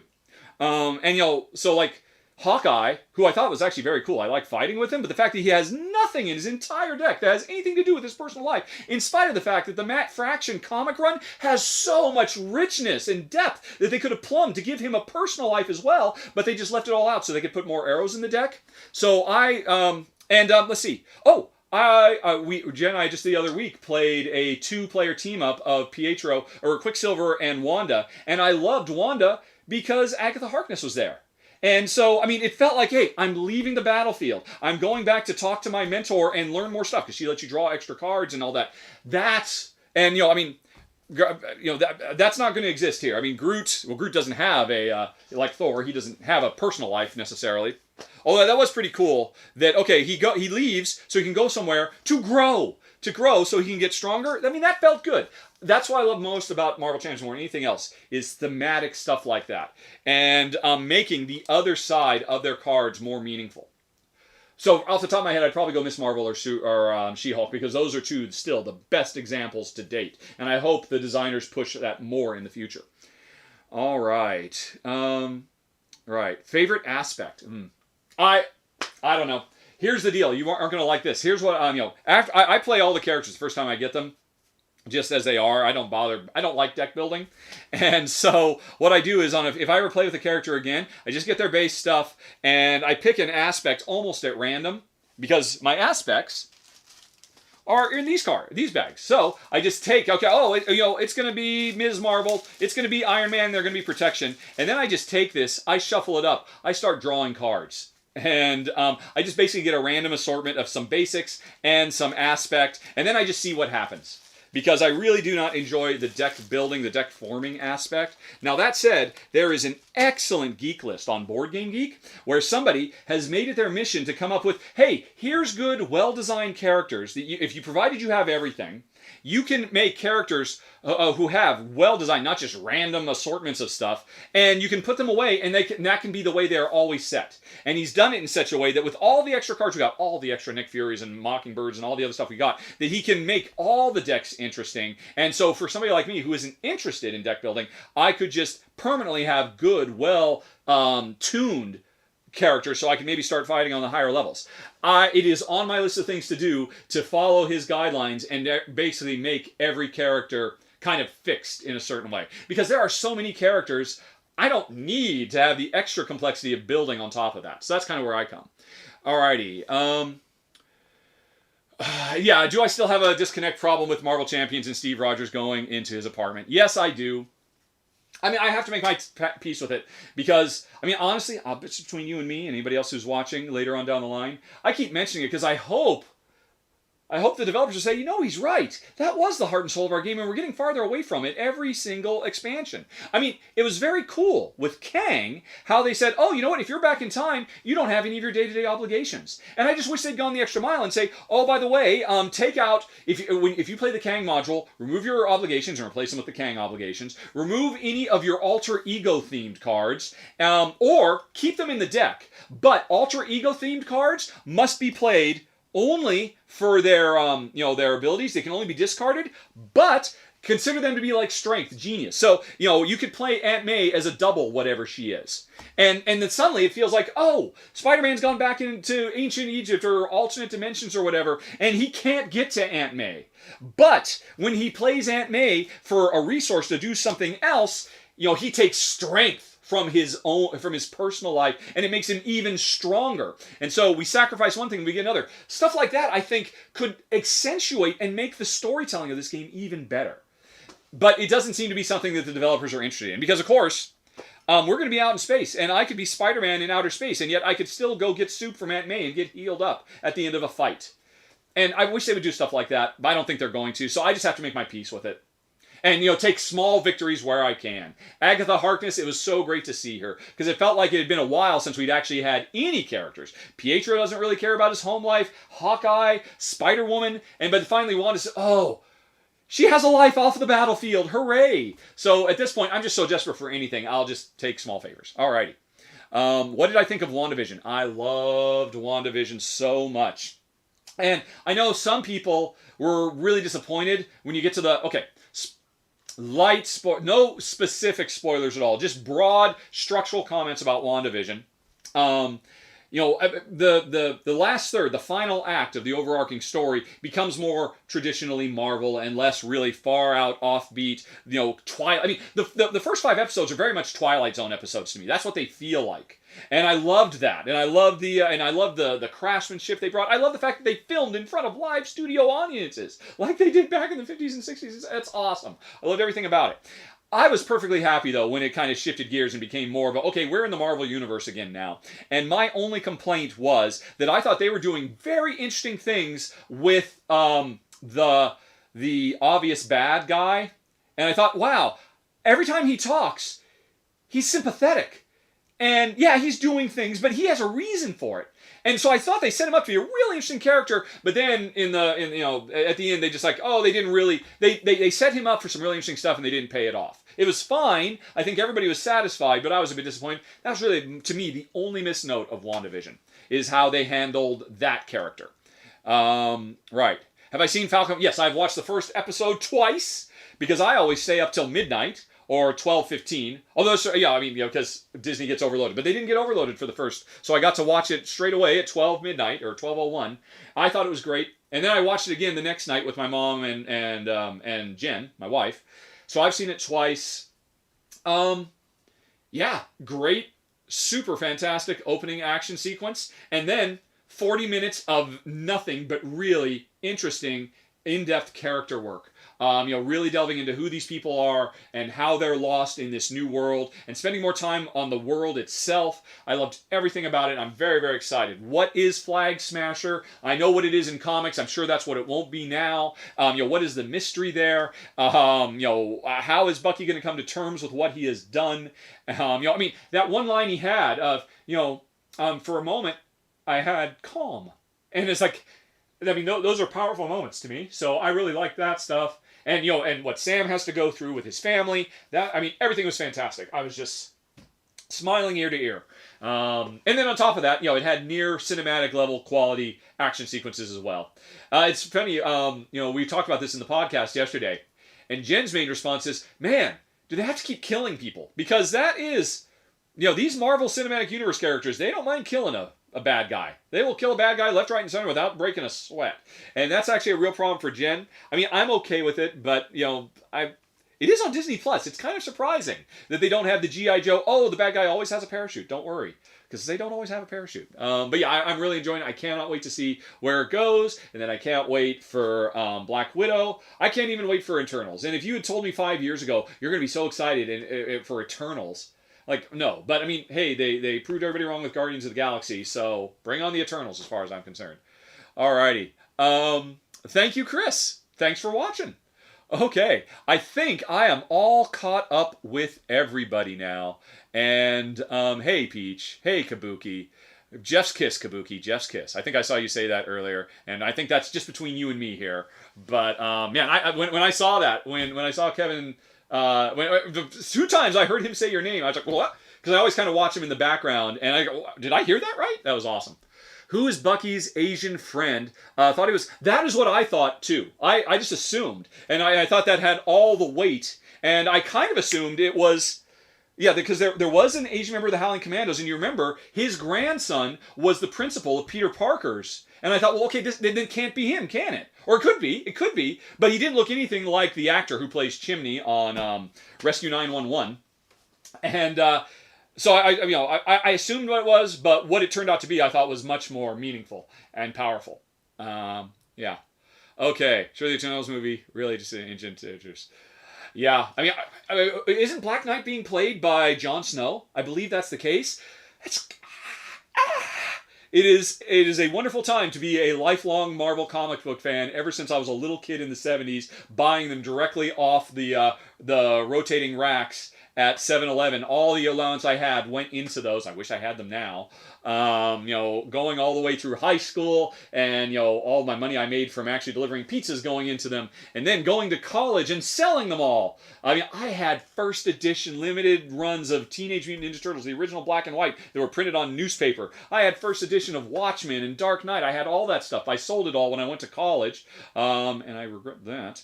But oh yeah, that was good times. Okay, I'm not quite sure who he was then, but who Jeff was.